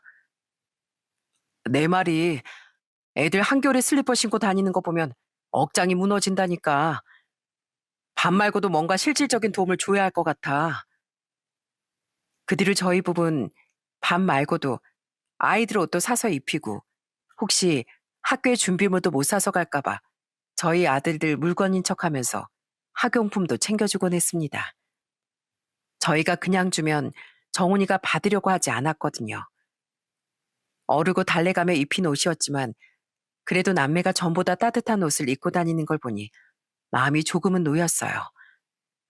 그러는 사이 수연인 애교가 더 많아졌죠. 가끔은 저에게 비밀 얘기도 해주고요. 아줌마, 있잖아요. 저 우리 반에 좋아하는 애가 있는데요. 그 애가 저 거지 같다고 놀려요. 세상에나 그 친구는 진짜 공주님을 못 알아보는 바보 왕자님이네. 수연이 신데렐라 이야기 알지? 사람들이 신데렐라를 부엌대기인 줄 알았지만 사실은 마음씨 고운 진짜 공주였잖아. 우리 수연이처럼 예쁜 공주님을 못 알아보다니 그 친구 눈이 형편없다. 그지? 수연인 제가 위로해주자 그제야 평소처럼 귀엽게 웃어 보였어요. 수연아, 아줌마가 부탁하고 싶은 게 있는데 들어줄래? 아무리 생각해도 너희가 밤늦은 시간에 아줌마 가게로 오는 게 걱정돼서 말이야. 차라리 아줌마 아저씨가 너희들 집으로 가는 건 안 될까? 정훈이 수연이 좋아하는 반찬 이만큼 들고 말이야. 하지만 제 말을 듣곤 수연인 이내 얼굴이 무척 어두워지더군요. 그리고 울먹거리며 말했어요. 그건 안 돼요. 저희 집에 무서운 어른들밖에 없어요. 우리 엄마 맨날 욕만 하고 우릴 아프게 했어요. 아빠도 너무너무 무서워서 동네 사람들도 우리 아빠 막 나쁜 사람이라고 욕했어요. 우리 아빠가 아줌마 아저씨한테도 나쁘게 할지 몰라요. 아휴, 수연아. 누가 너희를 그렇게 아프게 한 거야. 아줌마가 미안해. 아줌마가 대신 사과할게. 이렇게 어린 너희한테 도대체 왜 그랬다니. 가끔 이렇게 남매 이야기를 들을 때마다 가슴이 미어지게 아파왔습니다. 그렇게 남매 걱정에 골머리를 싸매던 어느 날이었어요. 그날도 남편과 식당 마감 청소를 하고 있는데 갑자기 누군가 우다다 식당으로 뛰어들어왔어요. 저는 깜짝 놀라서 누군가 봤더니 아니 글쎄 수연이가 울면서 뛰어들어온 게 아니겠어요? 아줌마 도와주세요. 아빠가 아빠가 오랜만에 집에 왔는데 우리 고아원에 보내버린대요. 오빠가 아빠한테 안 된다고 대드니까 아빠가 너무 무섭게 오빠를 혼냈어요. 저희 좀 도와주세요. 저희 부부는 도와달라며 우는 수연이를 보고 완전히 꼭지가 도는 기분이었습니다. 그래서 가게 일도 다 팽개치고 당장 수연이 뒤를 따라 남매의 집으로 향했죠. 그 집으로 가는 도중 남편이 씩씩거리며 그러더라고요. 그 아빠라는 인간 얼굴을 드디어 보겠네. 가서 얼굴 한번 보고 도저히 갱생 불가인 작자라면 우리가 애들 데려오자고. 어떻게 이 꼴을 보고 애들 그냥 그 집에 두겠어? 저도 그 순간 당연히 그래야 한다는 생각이 들었어요. 남매를 그 집에 그냥 둘 수도 그렇다고 고아원에 보낼 수도 없으니까요. 그렇게 수연이 뒤를 따라 도착한 집은 난방은커녕 창문조차 제대로 닫히지 않는 바람이 숭숭 드나드는 낡은 집이었어요. 그 아빠라는 인간이 아직도 정훈이를 혼내고 있는지 대문 밖으로도 성인 남자의 고함이 들리고 있었고요. 저희는 당장 집으로 뛰어들어가 정훈이를 그 인간과 떨어뜨려 놓았습니다. 당신들 누구야? 누군데 남의 집에 함부로 들어와? 야, 네가 나가서 불러왔어? 이게 아빠 말을 안 듣고. 그 인간은 저희 앞에서도 아이들에게 서슴지 않고 위협을 가하더군요. 전 일단 남매를 제 등 뒤로 숨기고 그 아빠라는 인간에게 소리쳤죠. 내가 당신이 어떤 인간인지 이미 다 듣고 왔어. 이미 동네 소문이 파다하더니만 애들이 방이 많은 거로도 모자라 이제 고아원까지 보내겠다고? 당신이 그러고도 아빠야? 참나? 댁들은 누군데 남의 집 일에 참견이야? 애들이 이 집에 계속 빌빌거리고 있으니까 집이 안 팔리잖아, 집이. 이거 팔아서 몇 푼이라도 챙겨야 나도 먹고 살 거 아니야. 댁들은 신경 끄고 애들 이리 내놔. 이 아이들 우리가 맡아서 키울 테니까 당신이야말로 신경 끄고 원래대로 형편없이 살아. 애들 앞길까지 망치지 말고. 당신 같은 친부모보다 차라리 남이라도 우리가 키우는 게 나아. 제가 이렇게 소리치자 그 인간은 갑자기 코웃음을 치며 비아냥거리기 시작하더군요.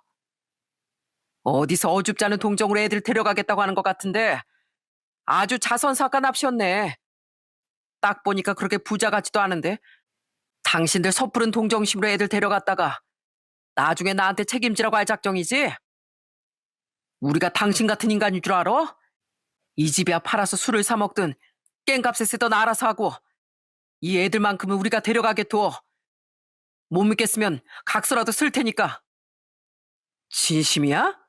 그럼 나야 좋지. 애 엄마도 도망갔는데 나 혼자 혹을 두 개나 달고 살 뻔했잖아. 그럼 지금 당장 각서 써. 나한테 양육에 대한 어떤 책임도 묻지 않는다고. 나중에 애들이 귀찮아지더라도 나한테 다시 떠넘기지 않는다고 각서 써. 저는 애들 아빠라는 인간이 아이들이 제 뒤에서 다 듣고 있는데 어떻게 저런 말을 내뱉는지 도저히 이해할 수 없었어요. 남편은 옆에 굴러다니는 종이를 주워다 곧바로 각서를 쓰기 시작했어요. 당신도 하나 명심해도 이 아이들이 커서 훌륭한 어른이 되어도 절대 빌붙거나 당신을 책임지라고 매달리지 않겠다고. 아, 예, 그러세요. 애들이 퍽이나 훌륭한 어른이 되겠네. 콩 심은 데 콩 나고 팥 심은 데 팥 난다고. 내 자식으로 태어났으면 내 팔자를 담는 거지. 별게 있겠어? 그 각서가 법적 효력이 어떻게 되는진 저희도 모르겠습니다. 하지만 애들 아빠에게서 남매를 데려올 어떤 명분이 돼줄 것은 분명했어요. 그렇게 저희 남편과 남매들 아빤 각서의 서명을 주고받았고 저흰 그 길로 남매의 손을 잡고 그 지옥 같은 집을 빠져나왔습니다. 그 순간에도 남매 아빤 손까지 흔들며 비아냥거렸어요. 가서 잘 살아라. 살다 보면 알겠지. 그래도 피가 물보다 진하다는 걸. 남 밑에서 눈치밥 먹고 사는 게 얼마나 힘든 건지 너희도 느껴보면 알 거다. 그렇게 남매는 저희 집으로 오게 되었습니다. 그때 제 아들들 나이가 15살, 13살이었고 남매 나이가 12살, 10살이었어요. 저희 아들들은 평소에 남매 이야기를 많이 듣긴 했지만 저희가 집으로 데려오니 약간은 놀란 모양이었어요.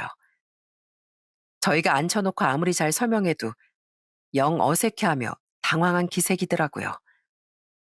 하지만 저희 착한 첫째 아이가 먼저 용기를 내 남매에게 말을 걸었습니다. 어, 안녕? 우리 처음 만나지? 나는 김윤상이고 중학교 2학년이야. 옆에는 내 동생이고 김지상. 사실 난 너희 이름 알아. 넌 정훈이고 넌 수연이 맞지? 남매는 역시 긴장했는지 대답도 못하고 고개만 끄덕거렸어요. 윤상인 그런 남매를 보고 귀엽다는 듯이 웃었어요. 많이 어색할 텐데 그래도 같이 살다 보면 친해지지 않을까? 사실 지상이에 너무 까불어서 나도 착한 동생들이 있었으면 했는데 뭐 다행이기도 하고. 뭐? 형, 진짜 그렇게 생각했어? 우씨. 야, 너희들 이 집에 살더라도 내 게임기는 건들지 마라.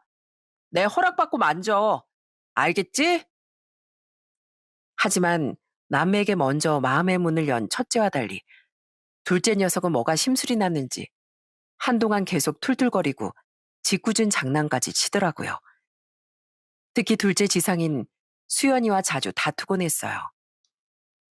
야, 너 나이가 몇 살인데 양갈래 머리를 했냐? 완전 웃겨.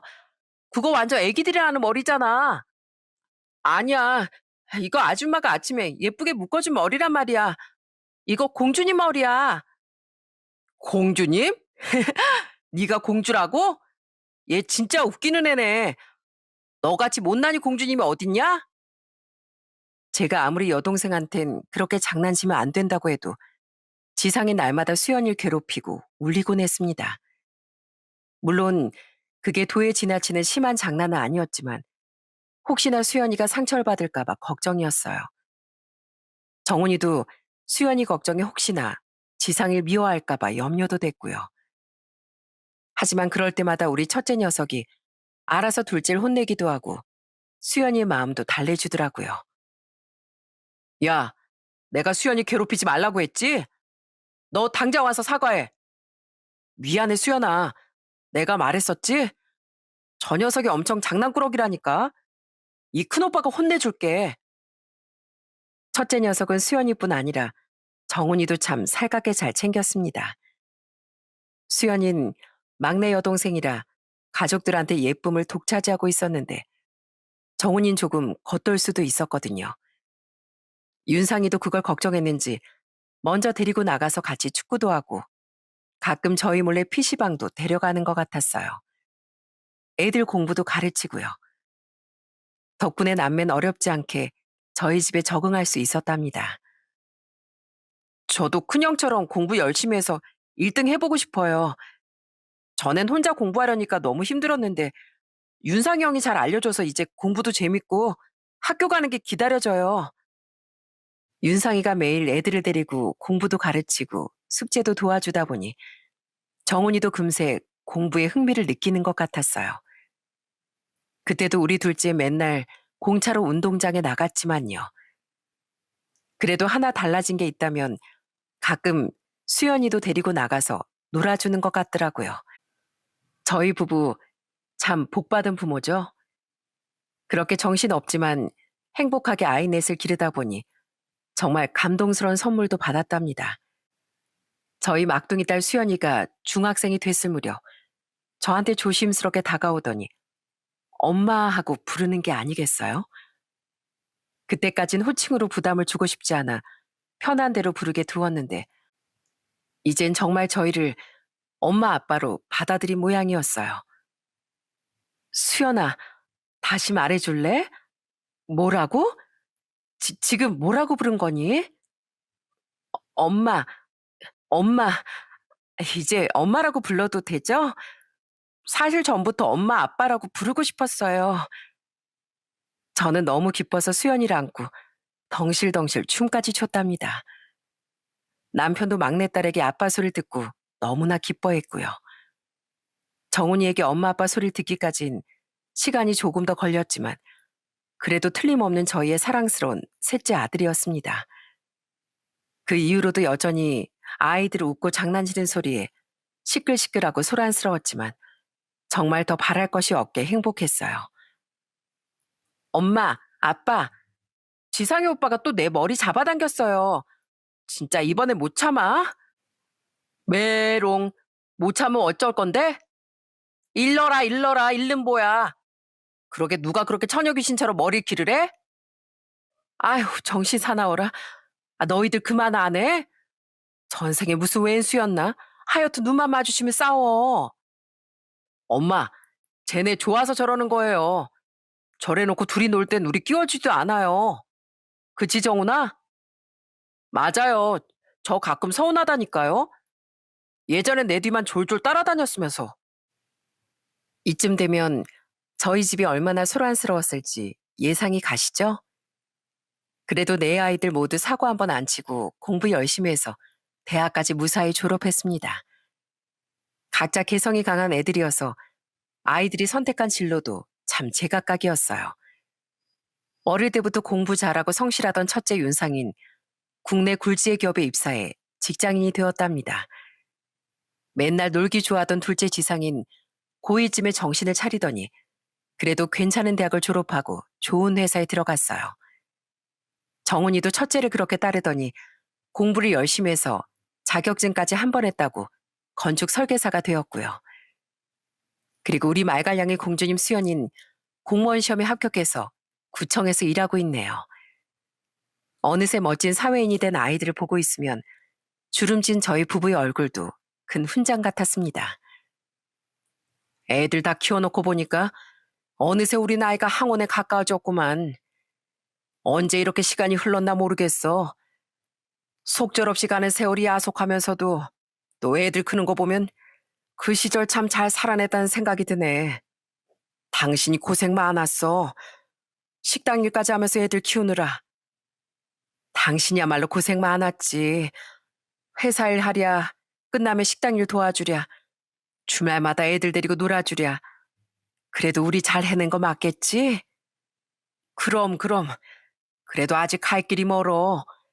애들 시집장가까지 다 보내야 그제야 우리 둘이 남은 여생을 보내겠구만. 하지만 영원히 행복할 줄 알았던 저희 가정을 송두리째 흔든 큰 불행이 찾아오고 말았습니다. 전 그때를 떠올리면 사연을 적는 지금도 손이 떨리고 눈물이 차올라요. 그때가 저희 첫째 윤상이가 30을 막 넘겼을 무렵이었어요. 엄마, 저 출근해요. 이따 저녁에 식당으로 바로 가면 되죠? 수연이 그 녀석이 일 잘한다고 나라에서 표창도 받고 진짜 대견하죠. 이따 같이 축하 파티예요. 케이크는 제가 사갈게요. 윤상인 돈 아낀다고 자전거로 출퇴근을 하곤 했는데 그날은 저희 막내가 처음으로 표창장을 받은 날이라 가족들끼리 모여 축하 파티를 하기로 한 날이었습니다. 가끔은 자전거 출퇴근길이 걱정되기도 했는데 그래도 집에서 회사가 그리 멀지 않아 큰 걱정은 하지 않고 있었거든요. 하지만 엄마인 제가 너무 둔했던 탓이었을까요?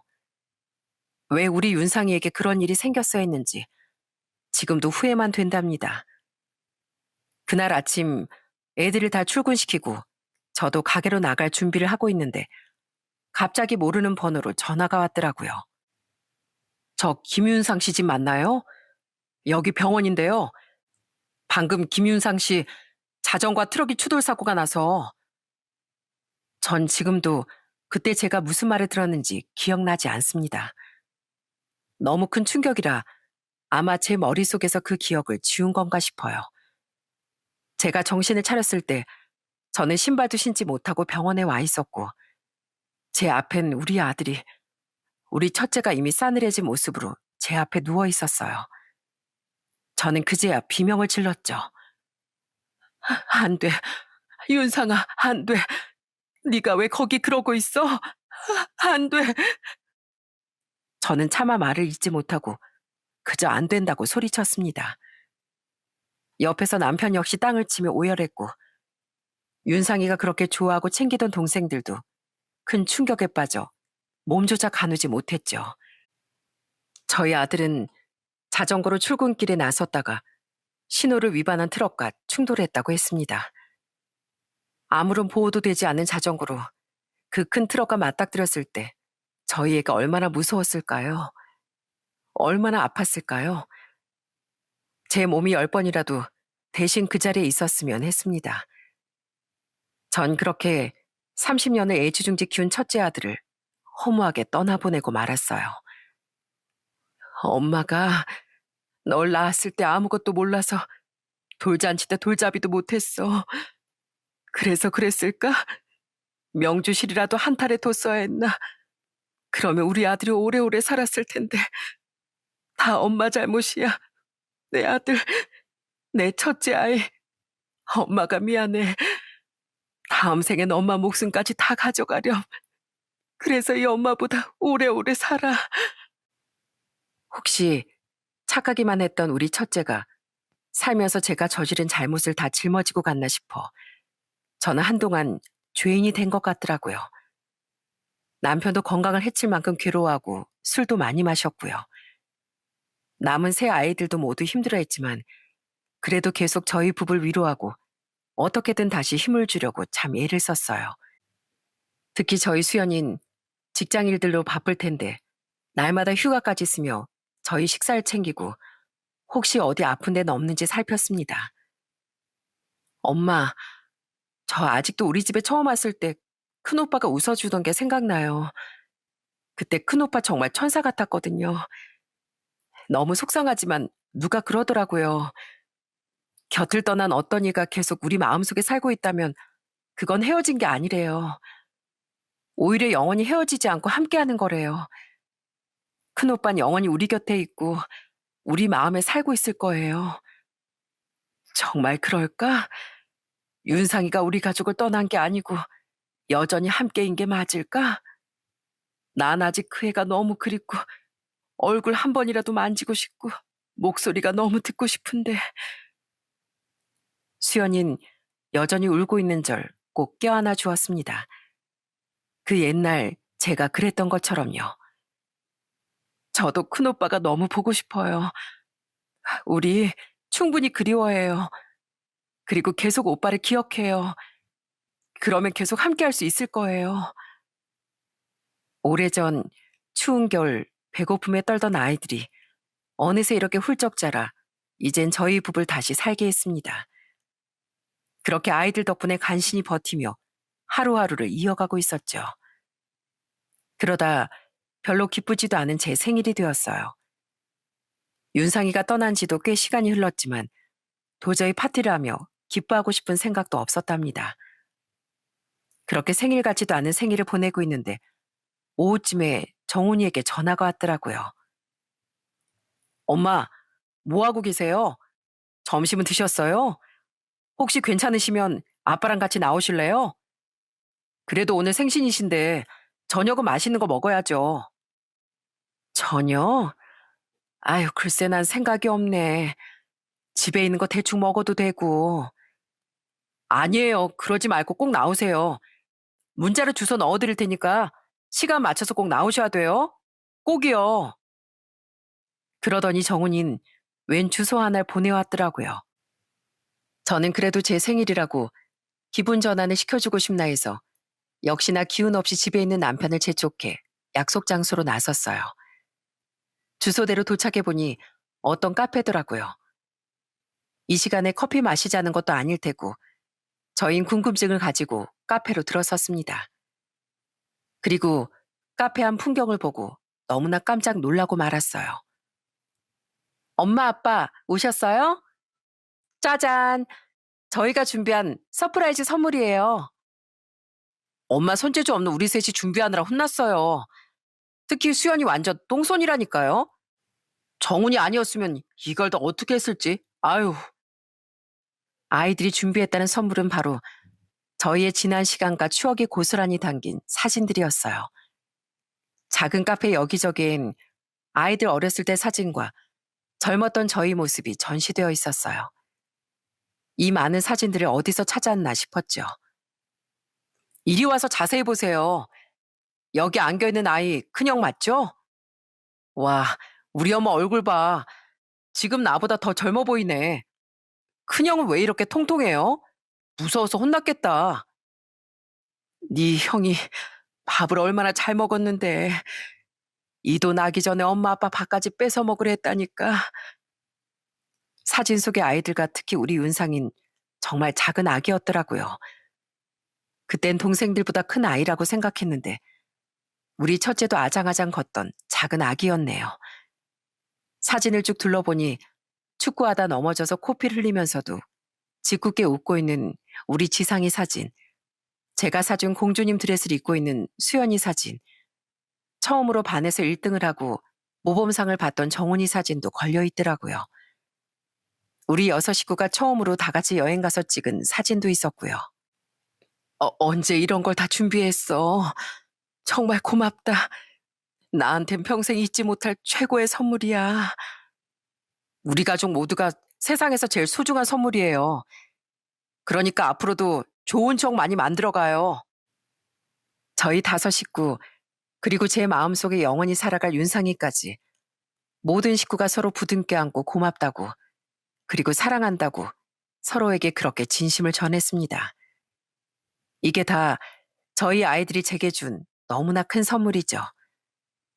아이들의 진심 어린 위로 덕분에 그래도 저희 부부는 잘 자리에서 털고 일어나 다시 식당 일을 시작했습니다. 하지만 뜻하지 않게도 저희가 오래도록 자리 잡았던 식당 건물이 재개발로 허물어지게 되었고 정훈이와 수연이를 처음 만난 추억이 가득한 식당을 내놓게 되었어요. 25년의 추억이 한순간에 허물어지는 게 너무나 아쉬웠지만 저희로선 막을 방법이 없더라고요. 그렇게 가게를 정리하고 1년쯤 흘렀을 겁니다. 그날도 남편과 따분한 시간을 보내고 있는데 다시 정훈이에게 전화가 걸려왔더라고요. 엄마, 지금 아빠랑 같이 계시죠? 그치. 퇴근했어? 집으로 바로 오지 않고 무슨 일로 전화야? 그러면 제가 집으로 모시러 갈게요. 나갈 준비만 하고 계세요. 정훈이는 또다시 저희를 데리고 어디론가 깜짝 외출을 준비하고 있었습니다. 정훈이는 참 모범생 같으면서도 가끔 이렇게 엉뚱한 구석이 있다니까요. 저희 부분 역시 또 영문도 모른 채 정훈이가 가자는 대로 어디론가 향했고요. 이번에 도착한 곳은 집에서 그리 멀지 않은 상가였어요.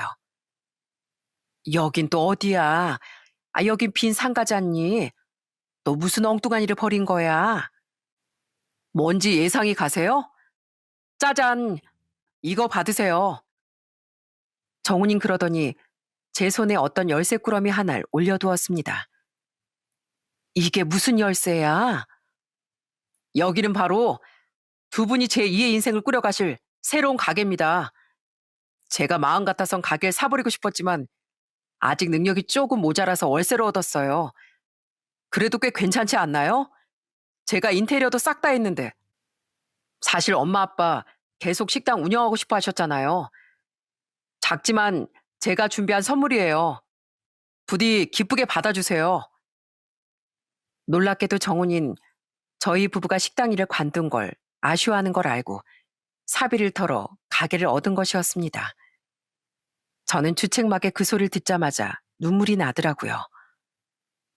정훈아, 세상에나 돈도 많이 들었을 텐데 어떻게 이런 생각을 했어?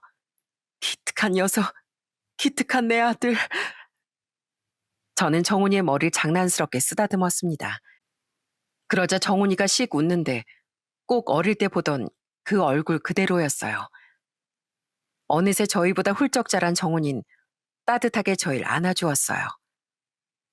엄마, 아빠, 제 부모님이 되어주셔서 정말 감사해요. 그 옛날에 어린 수연이 손을 잡고 정말 막막했었거든요. 그때 어두운 거리에 아직 불을 밝힌 그 식당이 정말 유일한 희망이었어요.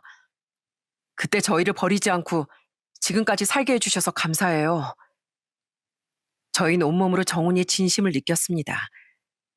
초등학생의 나이로 동생까지 책임져야 했던 그 무거운 중압감이 얼마나 무서웠을까요? 그럼에도 삶을 포기하지 않고 저희 품에 안겨준 이 아이가 너무나 감사하고 소중했어요. 고맙다. 정말 고맙다, 내 아들. 그리고 내 딸, 이 엄마 품에 와줘서 고마워. 너희 내 인생 최고의 선물이야. 저희 부부는 또 한 번 아이들 덕분에 어려움을 극복하고 다시 우뚝 일어설 수 있었답니다. 그렇게 정훈이 덕분에 다시 가게를 운영할 힘을 얻고 열심히 오픈 준비를 하고 있던 어느 날이었어요. 부디 더는 깜짝 놀랄 만한 일이 일어나질 않길 바라고 있었는데 세상에 또 한 번 입이 떡 벌어질 일이 생긴 거 있죠? 이래서 가지 많은 나무에 바람 잘 날 없다고 하나 봐요. 어느 날부터 저희 딸이 외출이 잦아지고 부쩍 숨기는 게 많아진 느낌이었어요. 그건 틀림없이 남자친구가 생긴 것 같았죠.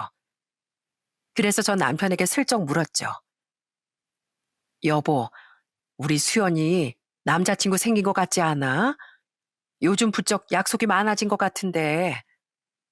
음, 수연이 나이가 몇인데 그럴 나이도 됐지. 괜히 캐묻지 말고 그냥 냅둬. 예상 밖에도 남편은 수연이를 그냥 두라고 도리어 절 나무라더군요. 평소에 워낙 딸봐 보인 남편이었기에 저보다 더 궁금해할 줄 알았는데 이상하게 뭔가 꿍꿍이가 있는 것 같더라고요. 그리고 그로부터 얼마 지나지 않아 저는 모든 진실을 알게 되었답니다. 그날 이상하게 수연이가 쭈뼛거리며 저에게 할 말이 있다고 분위기를 잡더라고요. 엄마, 아빠, 사실 저 말씀드릴 게 있어요. 너무 화내지 않으셨으면 좋겠어요. 절대로 두 분을 속이려고 한 거 아니었어요. 그게 말이죠, 사실.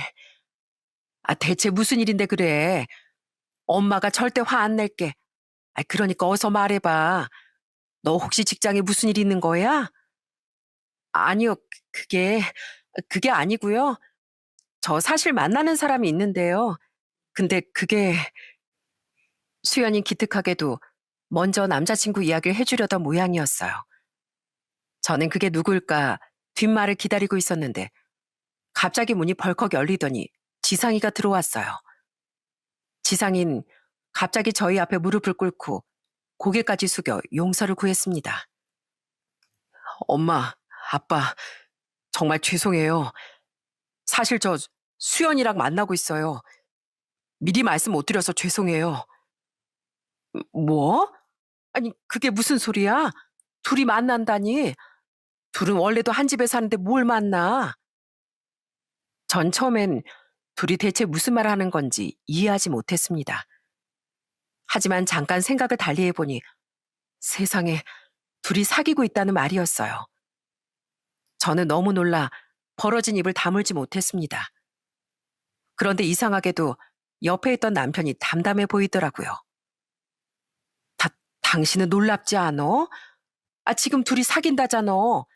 지상이랑 수연이가. 당신은 참 눈치도 없어. 난 진작 알고 있었다고. 둘이 오죽 티를 내야 말이지. 수연이가 맨날 놀러 다니는 것도 지상이랑 놀러 다니는 거 당신은 몰랐지? 세상에 알고 보니 저만 쏙 빼고 온 식구가 이 사실을 알고 있던 모양이었어요. 저는 황당하기도 하고 이걸 어찌하나 싶어 헛웃음이 다 나오더라고요. 엄마, 혼내려면 절 혼내세요. 수연이는 아무 잘못 없어요.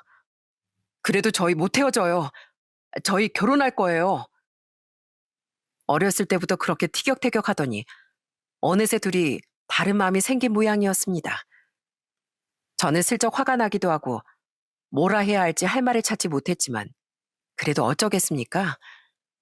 둘이 사랑하고 있다는데 그저 받아들여야죠. 수연이에게 전 이제 엄마이자 시어머니가 되었네요. 둘이 법적으로는 아무 문제 없다지만 그래도 혹시 나쁜 이야기를 들을까봐 걱정하기도 했어요.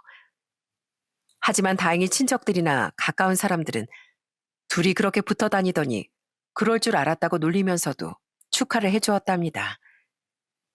지상이와 수연이가 결혼하던 날 저희 부부에게 읽어주었던 편지가 정말 눈물 쏙 빠지게 감동적이었어요. 사랑하는 두 분께 이젠 시어머니, 시아버지라는 새로운 이름이 생겼지만 두 분은 언제나 영원히 저를 살게 해주신 은인이세요. 정말로 진심으로 존경하고 사랑합니다. 저희도 두 분을 닮아 앞으로 낳을 저희 아이들에게도 한없이 따뜻하고 존경스러운 부모가 될게요. 두 분의 아들, 딸이어서 너무나 행복한 지상, 수연이 올림. 생각해보니 아이들에게 늘 이렇게나 전 큰 선물을 받는 것 같습니다. 지금은 수연이가 예쁜 딸 하나를 낳고 지상이와 열심히 살아가고 있어요. 둘이 초보 엄마 아빠라 옆에서 챙겨줘야 할 것도 많지만 그 모습을 보는 것만으로도 참 흐뭇하네요. 정훈이도 둘 결혼식 때 그렇게 많이 울더니 요즘은 만나는 여자친구가 있는 모양입니다. 곧 있으면 또 집에 경사스러운 소식이 있겠죠? 우리 정훈이가 조카를 얼마나 예뻐하던지 그 애도 좋은 아빠가 될 것 같아요. 이하나, 삼촌이 노래 부르는 거 잘 들어봐. 아빠, 힘내세요. 우리가 있잖아요. 엄마, 힘내세요. 우리가 있어요. 자, 삼촌처럼 해봐. 지금 걔가 몇 살인데 벌써 노래를 불러. 이하나, 차라리 아빠가 부를게, 아빠가. 아빠, 힘내세요. 우리가 있잖아요. 어때? 이제 다 큰 애들이 아직도 이렇게 애교가 많다니까요. 저희는 오늘도 열심히 아이들 키우며 주어진 모든 것에 감사하면서 살겠습니다. 지금까지 들어주신 여러분 모두 감사합니다.